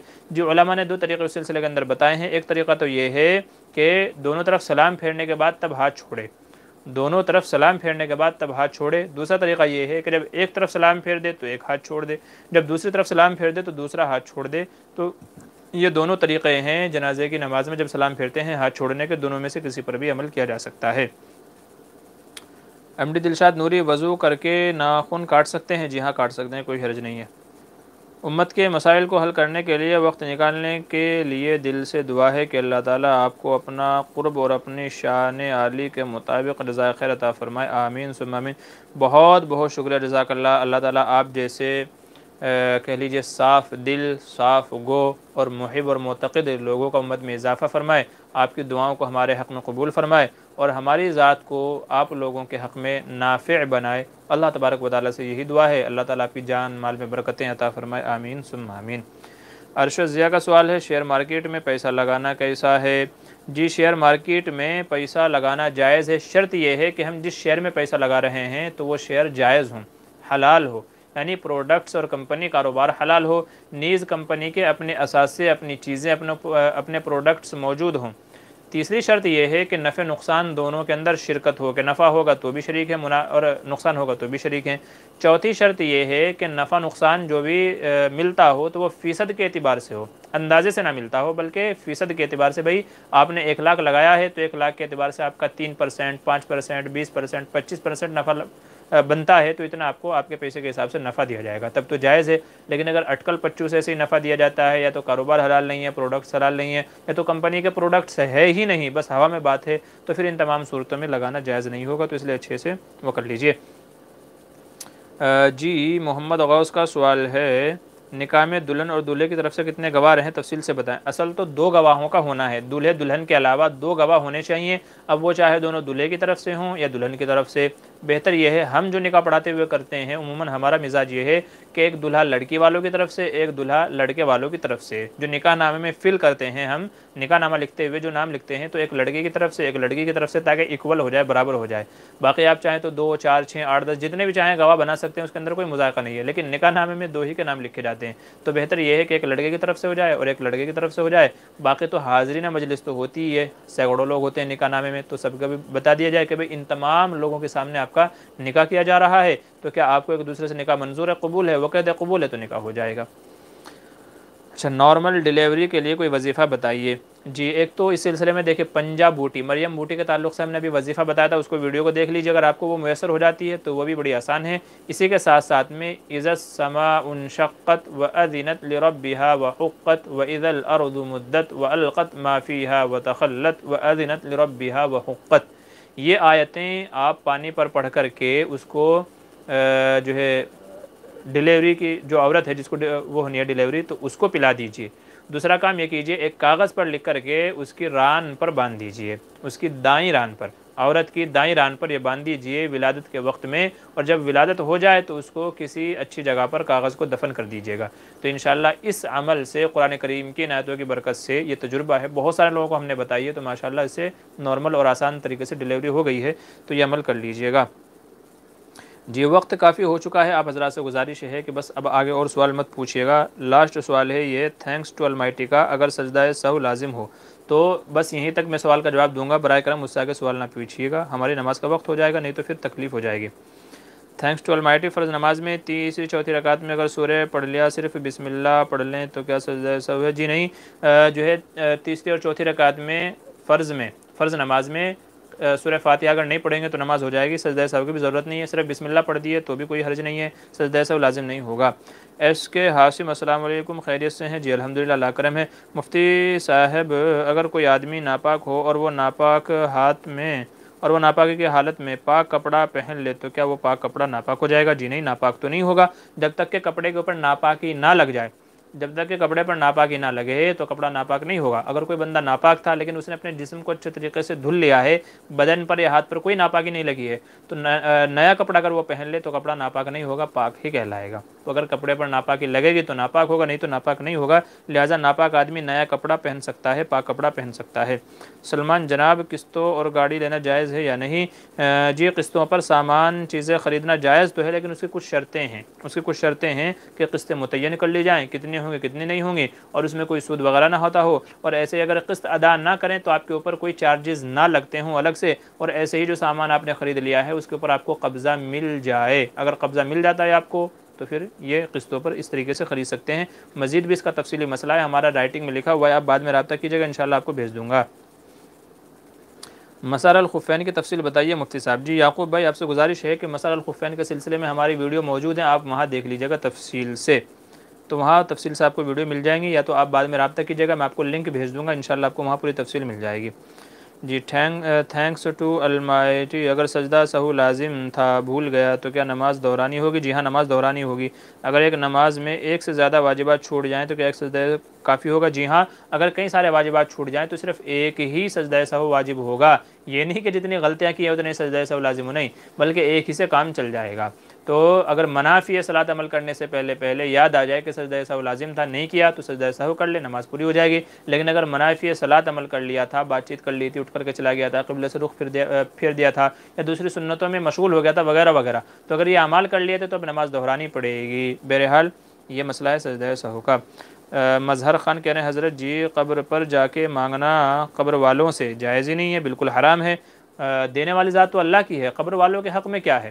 اگر ان کے اپنے اختیار میں ہوتا تو وہ تو مرتے ہی نہیں، اگر ان کے اپنے اختیار میں ہوتا تو وہ تو مرتے ہی نہیں، اور اس سے زیادہ مالدار تو ان کے گھر والے ہوتے، جو صاحب قبر ہیں ان سے زیادہ مالدار تو ان کے گھر والے ہوتے، سب سے پہلے تو وہ ان کی ضرورت پوری کرتے، تو اس لیے قبر والوں سے مانگنا شرک ہے، دینے والی ذات صرف اور صرف اللہ کی ہے، لہذا جو بندوں سے مانگتا ہے ان کو حاجت روا مشکل کشا سمجھتا ہے تو وہ شرک کا ارتکاب کرتا ہے، اللہ تعالیٰ ہماری حفاظت فرمائے۔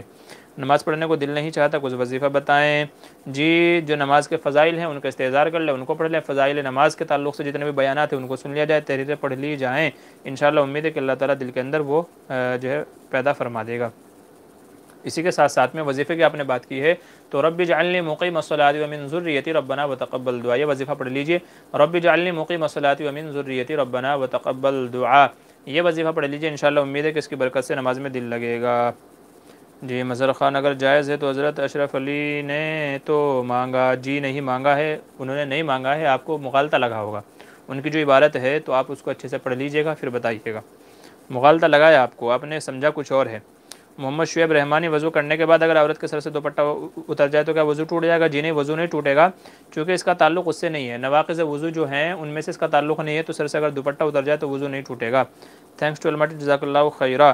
مولوی ہارون، نماز میں اللتی تطلع علی الافئدہ کی جگہ اللتی تطلع علی الذی تطلع علی الافئدہ پڑھ دیا تو کیا نماز ہو جائے گی؟ جی اللتی کی جگہ اگر الذی پڑھ دیا ہے تو اللتی اور الذی کی وجہ سے نماز ہو جائے گی، اس میں کوئی زیادہ فرق نہیں ہے، معنی کے اندر کوئی ایسی بڑی خرابی پیدا نہیں ہوتی، تو اگر اللتی کی جگہ الذی اگر پڑھ دیا ہے تو نماز ہو جائے گی۔ بہرحال چلیے آج کا جو ہمارا پروگرام تھا مکمل ہو گیا ہے، اللہ تعالیٰ سے دعا ہے کہ اللہ تبارک و تعالیٰ جو مسائل ہم نے سیکھے ہیں ان کے مطابق عمل کی توفیق نصیب فرمائے، اور مزید دین کے مسائل سیکھ کر کے ان کے مطابق عمل کی توفیق نصیب فرمائے، اللہ تعالیٰ ہمارے کہنے سننے کو اپنی بارگاہ کے اندر قبول فرمائے۔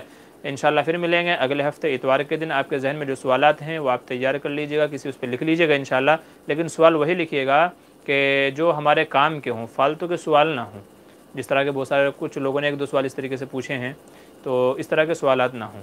انشاءاللہ پھر ملیں گے، السلام علیکم ورحمۃ اللہ وبرکاتہ۔